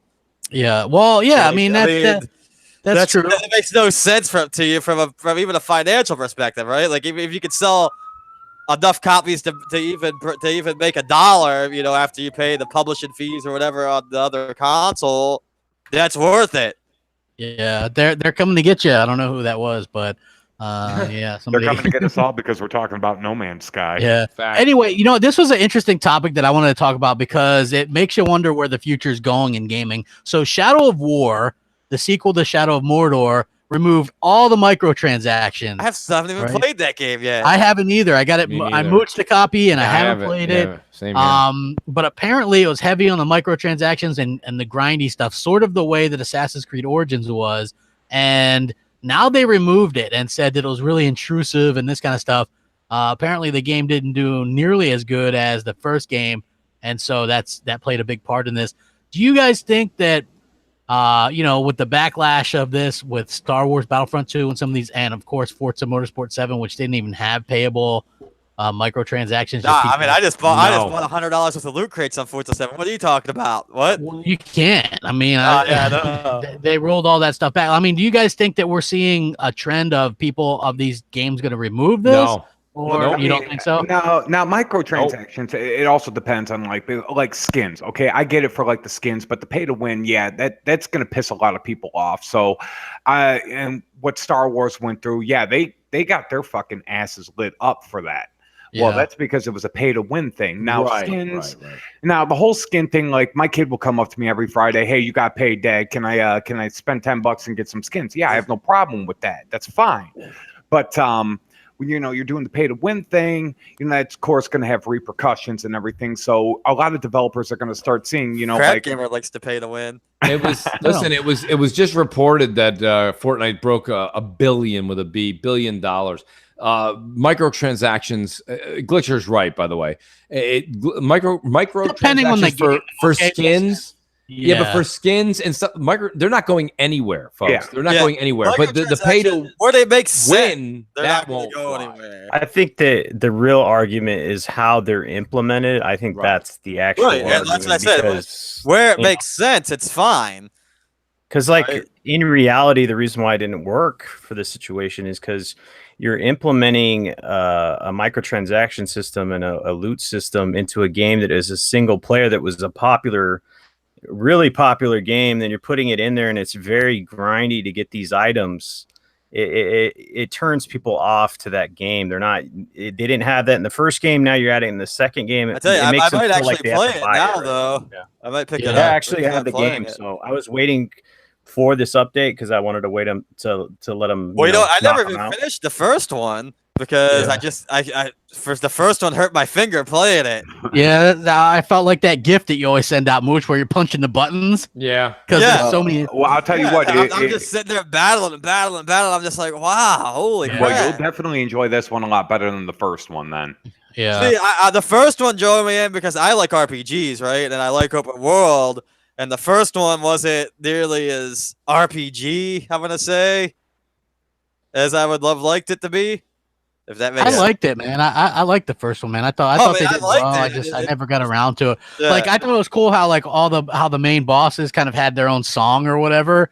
But I also felt like they're like sneak and do this, and I'm the worst stealth person in a game. Yeah, so, there's a GIF going around where it's like stealth is optional or whatever. That it shows the the SWAT team breaking down the door and they're being really loud and dropping from the ceiling and stuff. Oh, dude, that's totally me. That's me. Anytime it's stealth is optional because I hate stealth. I'll try to be stealthy, and the next thing you know, I have the whole group of people chasing me, and then the guy is trying to run away, and it's just I spend a lot of time running around or whatever. But speaking of Fortnite, Mooch, you did say it broke $1 billion in revenue via in-game purchases, and Salty had a good point, which was that's a free-to-play game where you buy the skins and the whatever. So that's acceptable. But Shadow of War, a single player game, probably had no real use for those. And the fact that it sold significantly less than the first one probably tells them all they need to know. People talk. They're like, this is BS. Same thing with Battlefront 2. You don't think that got around the people? Hey, this game has these terrible microtransactions, blah, blah, blah. Like, it's a different day and age now where this stuff spreads. Even like that Mass Effect Andromeda, I like that game. Yeah, I thought that game was great. Yeah, dude, what was up with that, man? Everybody was giving it a hard time due to the. I mean, let's face it, it was different characters. They weren't as strong of characters as the original trilogy. I thought that game was. I thought it was really good. I enjoyed it. I thought it was damn good too. But you know, it had the googly eyes and stuff, like where they were like real big and people, you know, just any reason to tear down a game. And now, you know, it's funny because gamers hurt themselves a lot with this kind of stuff, right? So they basically mean we'll probably never see that franchise again. You know, everybody complained and complained and complained. There's probably proper ways to go about that, as far as I'm concerned. But you know, it is kind of what it is. $1 billion, that's a hell of a lot of money. Mooch, what do you think? I mean, you love Fortnite. You love my Fortnite. No, here's the thing about it. Yeah, I get home, I just start dancing. Like, you know, the thing about it is I think this is you understand, like, it's a family thing here. So the minute I get home, you know, my son's immediately like, you got to check out the skin that's in 2 hours, or I don't know if it's 2 hours, 3 hours, 5 hours. I don't know what it is. But there's a store they have, and it constantly changes skins. And the kids are addicted to it. Like, you know, I mean, I think I've done a really good job of teaching mine to earn their V-Bucks. My son made it to the 100th tier. Yeah. He made it to the 100th tier without, you know, advancing tiers or jumping ahead or any of that. He got his, whatever it was called, the Omega skin the last time. He's already, Season 5 came out this past week. He's already up to like level 25, 27. Yeah, Mooch, you can buy your battle pass over and over. Yeah, exactly, Salty. And that's the thing. So that's what I did. I bought Season 4, and then I earned the V-Bucks in game. He did the same thing. So he actually got a skin. You get all the skins you want, like through the battle pass, and then you also can. But go ahead. Real quick, I think the thing that we got to focus on here is Epic Games knows how to show value with their items. You know, like, it's a free-to-play game. They have all these nice skins and emotes, and they're nice, and you don't pay for the game, so they're showing value to you. The battle pass, you can earn skins, you can earn emotes, you can earn V-Bucks, and actually buy your battle pass. So it gives players the incentive to spend money on skins. You're not buying a loot box and hoping to get that skin. You're getting the skin for a certain price. You know, some people say it's overpriced or whatever, and you can say whatever you want, but you know, their model is working. The reason why the Shadow of War didn't work is because their model didn't show value to the players. It was the opposite. Right. Like, every single time one of my son's friends ends up getting a new skin, he actually calls me down. He's like, look at this. Look at what he's playing. Look what this kid's got. Look what he's got. Can I get one of those? I'm like, you know, you're not going to get one of those because you're going to get through these tiers. You're going to get your V-Bucks. Like, then if you want to buy something afterwards, you can, but you got to save at least 1,000 so you can buy the next season pass. Yep. And he gets the gist of it. You know what I mean? And you get like 16 skins. The battle pass, like, if you goof around and spend your money on skins during the season, you're not going to have enough to rebuy the battle pass. That's what Salty's talking about. Yeah, and then you got to pay another $10. So you're either going to pay them $10 every, what is it, Salt? What is it? Is it 50 days? 60 days? It's like 6 weeks or 7 weeks or 6 something like weeks, 7 weeks, something like that. Every 6-7 weeks, if you keep buying skins and axes and gliders and things like that, you're going to end up paying $10 every, whatever it is, 6, 7, 8 weeks. So when that happens, that's fine. Or you reserve your 1,000, you have that, and then everything else is you're using house money. So that's the way to actually do it. But the thing about it, Crap, is to get back to the model, right? That's what we're here to talk about. It's the $1 billion. The money came from the fact that it's really addicting. And I don't mean it in a bad way. It's just the same, you know, the same way Fortnite is addicting to kids buying stuff. It's the same way you take your kid to the mall and you walk by, make your own teddy bear if the kids are small. It's like, is that addictive? Of course it is. The kids are like, I want to make my own teddy bear. No shit. So my point being is, like, right? People are like, that's addictive. Video games are addictive. I'm like, no more addictive than the ice cream fucking man that drives by your house. So it is what it is, right? Yeah, I'm not going to sing that twice, but nonetheless, but I think Fortnite is a fun game. It's going to take it's going to be just like what Call of Duty was for the past decade. It's going to say something very interesting, something very new to lure the gamers, not just the younger generation, but the gamers off of Fortnite, because it has a very appealing feel to a lot of people. Yeah, I agree. I think a lot of people are going to be into this. Mooch, I wanted to ask you something because you might be kind of into this a little bit more. This Octopath Traveler game seems very into it. That game looks good. This game has, like, I know it's a Switch thing, and most of the people that watch are Xbox fans. Sean Connery escaped the Rock easier than me trying to mooch Octopath Traveler from a Nintendo I even tried Switch to fan. mooch this game, right? So, so this game apparently has blown up, and there's a shortage of the physical version, and people are talking about this game. Dude. We had a conversation, Crap, where I think ages ago, back where we used to end podcasts when we first started, being like, so what games do you like to play? Yeah. Right. And one of my favorite games of all time, okay, and a lot of people that are new to the channel on Craps or mine are probably going to fall out of their chair. But one of my very first games that I played absolutely the shit out of as a kid was Final Fantasy II. It's probably my favorite game of all time. If you want to really date me all the way back to childhood, Final Fantasy II, I could not stop. I could not put it down. I beat it a million times. I'm giving you a high five right now through the screen. I appreciate that, Glitch. Honestly, and there's a lot of us out there. Like because I was a Nintendo guy over a Genesis guy. Don't throw your tomatoes yet, folks. But my thing about it is, Octopath Traveler, I've watched all the reviews on it. I've watched the people that didn't like it. I've watched the people that do like it. I've watched the people that loved it. I've watched everything on it. And even the people that didn't like it, I still want that game so bad. My only thing is, right, Nintendo games but right now it's $60, and in about 6 years from now, it's going to be $57. So it's not really right. It's never going to drop. You got that wrong, Mooch. It's going to be $57.99. Right, exactly. You know? Yeah. I mean, dude, I had to buy it digitally. I had to get it off. Good for you, Glitch. I know, and I'm very against. You're better off. Oh, dude, like I went looking for this thing, and I'm like, Jesus Christ, I can't find a fucking game anywhere. I was like, screw it, I'm buying digitally. And whether you have it physically or digitally, it is. If you are big into old school throwback, like this is like Final Fantasy IV off of Super Nintendo. This is like super throwback. Like I'm about to rage quit right now because of how much I love this game. This game is probably one of the best investments if you are an RPG fan. I love the hell out of this game. Because I've been really interested in it, right? But like for me, the old school RPGs, like I was always more of less of the Final Fantasy and more of like the Secret of Mana, the Chrono Trigger style person. Yeah, the game wasn't even on my radar, to be honest with you. And I hear everybody talking about it, and you look into it, and it looks like those classic style RPGs.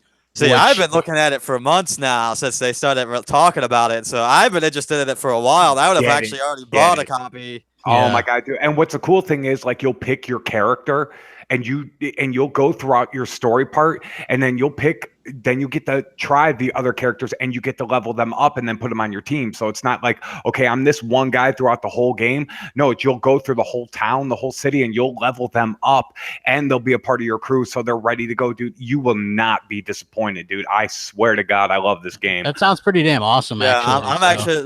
Now you make me want to go buy it. Yeah, so I mean that sounds pretty cool. And then lastly, I kind of want to touch on this huge summer game sale that Microsoft is doing, and shout out Foxy because she's gonna obviously post a lot of these deals tomorrow on Twitter and stuff if you guys follow her. And yeah, there's gonna be a huge amount of games on sale for here, and I think most of them I have, but we've been seeing some of them like Wolfenstein 2 and Doom for $26. Like that's a hell of a deal. I can't wait to come home and see what new has been installed from Crapgamer. Well, the thing is, most of the stuff I usually end up already having, so it's not really stuff that I can buy. But Mooch, is there anything that's kind of piquing your interest there? I did look at the quick rundown list. Windows Central had the list out, and I don't know if it was it didn't seem like was it just me, or was that not a long list of games? Unless it wasn't the whole thing, and I saw an abbreviated one. Didn't somebody tweet out saying over 700 plus or something, or was I looking at that wrong? I only saw about maybe 40 games. I don't know. Then I could. Crap. What was it? I don't know how many games there are, but well, you know, Goodang in the chat while I'm answering the question. Goodang, how many games are actually available on this? Is it around the 40-50 mark, or is it? Because I saw it from Windows Central, and it could have been abbreviated, but it looked like the full list. Didn't look like many. Yeah, see right there, it says the Indie Gamer says 700. Okay, then that was an abbreviated list. But anyways, the one that I saw, I looked at Fallout. I mean, I'm playing Fallout in Game Pass, but I'm a lot like crap. Goodang says over 99 plus. So there's more for me to go check out once I get off here. Because I actually looked at it right when you were starting crap. They released the list. They allowed people. It was supposed to start tomorrow. They allowed it to start now. And we just started the podcast I think it went live 10 minutes before we started. So I was just looking on my phone on Windows Central, and I saw that list of 25, 35 games.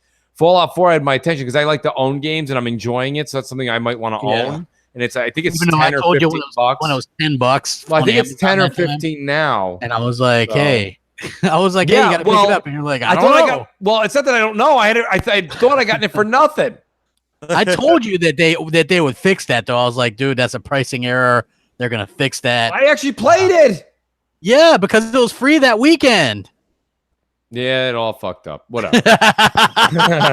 So you pull like a crap gamer over there on that one. Yeah, I don't know, but anyway, so that's $7.50. But if there's any other good deals out there, I mean, I'm definitely gonna check it out. I don't know. You mentioned that Resident Evil pack crap, which don't get me wrong, the price is right, but 5 and 6. I beat 5 on the 360. 6 I heard was a mess. And 4 is a great Resident Evil. So is it worth buying 4? I think I can get just 4 alone for $8. I liked 5, to be honest. I would say, you know what, 6, just play the Leon chapter and shut it off. I'm a Resident Evil guy, and I'm saying shut it off after the Leon campaign. See, 4 was really good. 5 wasn't bad. I'm not going to tell people not to play 5, but 5 wasn't. It just didn't feel like Resident Evil. Maybe it was the location. It was more action-packed because, you know, Chris, I'm the big muscle guy. I'm going to punch everything. And yeah. What that was. Yeah, he's right. He's really right. It didn't feel like it was. It didn't feel like it was a traditional Resident Evil. Yeah. I liked. Like I don't really care about the survival horror stuff. I actually liked a little bit more of the action with the co-op and stuff. Yeah. So yeah, I really didn't mind that.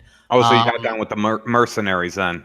Yeah, I didn't mind that. In fact, that was, I think Resident Evil 5 was the last one that I really played and got into. Me and Hellhammer beat it. So yeah, that was actually pretty. I thought it was decent because I'm not a big survival horror like type game either. So yeah, interesting stuff. But with that, I know, and Mooch hasn't even sent me a gift yet. No, I didn't. Well, you asked me a couple questions at the end. You gave me a chance to. Yeah. So, but I figure we'll go ahead and wrap things up. Hit that like button, guys. It's been a hell of a show. Mooch, what do you got going on? We have MNC Evenings tomorrow, 7 p.m. on Craps channel, which is exciting. Yes. I'm excited. I'm really excited because, take a second here to just kind of promote it for a second. I've been saying to Crap for so long that I wanted to go and take the show to prime time. I love mornings. I originally pitched it to Crap as a morning show, but I know that we love doing it. I know that we love putting together the material. And we just would like to reach a larger audience. And there's just not a lot of people awake between 8 and 11 a.m. on Sunday morning, right? So it is what it is. But the whole West Coast is they're sleeping. Yeah, they are. So they're in a coma. Yeah. So there's that. And then there's we have Crossfire, 7 p.m. Eastern. I'm trying to get a special guest, a reoccurring special guest that I think everyone would kind of like to hear their take from when they were at E3. So this will be fun. Check us out there. And then, who knows? I'll probably guest appear somewhere in the next, I'm trying to get on Glitcher's show, but as Scrap said earlier, because I do all the shows from Wednesday through the weekend, Monday's my do everything else day. But I'm trying to get on Glitcher's show. Maybe it will be this upcoming Monday. We'll see. Ooh. Yeah. Good stuff. Hellhammer, what do you got going on, man? Not too much. I'll be back on here next week. Same time, same place. Otherwise, you can find me on Twitter at XXHellhammer or on Xbox Live, XX Space Hellhammer. Awesome, good stuff. Salty, what do you got going on? I know we're leading into your show tomorrow night. So what do you got going on, man? Yeah, I told people on Twitter, make sure you guys check out M&C in the evenings. That's the party. The Saltiest Gaming Podcast is the after party immediately following. So head on over to my channel. We have the Saltiest Gaming Podcast tomorrow at 9 p.m. Eastern. It's going to be a blast. I dropped 2 videos on my channel, so make sure you check those out. You can find me on Twitter, Saltiest Gaming. You would know. Back in the eyes of one. It's late. Sorry. Yeah. So, and Glitcher, man, thanks for joining us today. Where can people find you? Hey, man, it was a blast tonight. An awesome time. You know, you can find me on my YouTube channel, Attack the Glitcher. You guys can find me on Twitter at Attack Glitcher and all that good stuff. I run a podcast called The Game Dosage Podcast on Monday, and actually I'm pretty excited to announce this right now that tomorrow morning, Thursdays at 10 a.m. Central Standard Time, 11 a.m. Eastern Standard Time, me and Mr. Boom Stick XL will be running a morning show called Talking Games with Boom and Glitch. So that will be happening tomorrow morning, first episode. So I'm pretty excited about that one. So, but other than that, hey, it was an awesome show, guys. Everybody out in the chat and the audience, you know, you guys were awesome. Thank you for hanging with us tonight. Absolutely. And Foxy will be back next week. So you guys hit that like button and we'll catch you later, man. Have a great week. Xbox is the best box. Have fun. Rack 'em up. Later.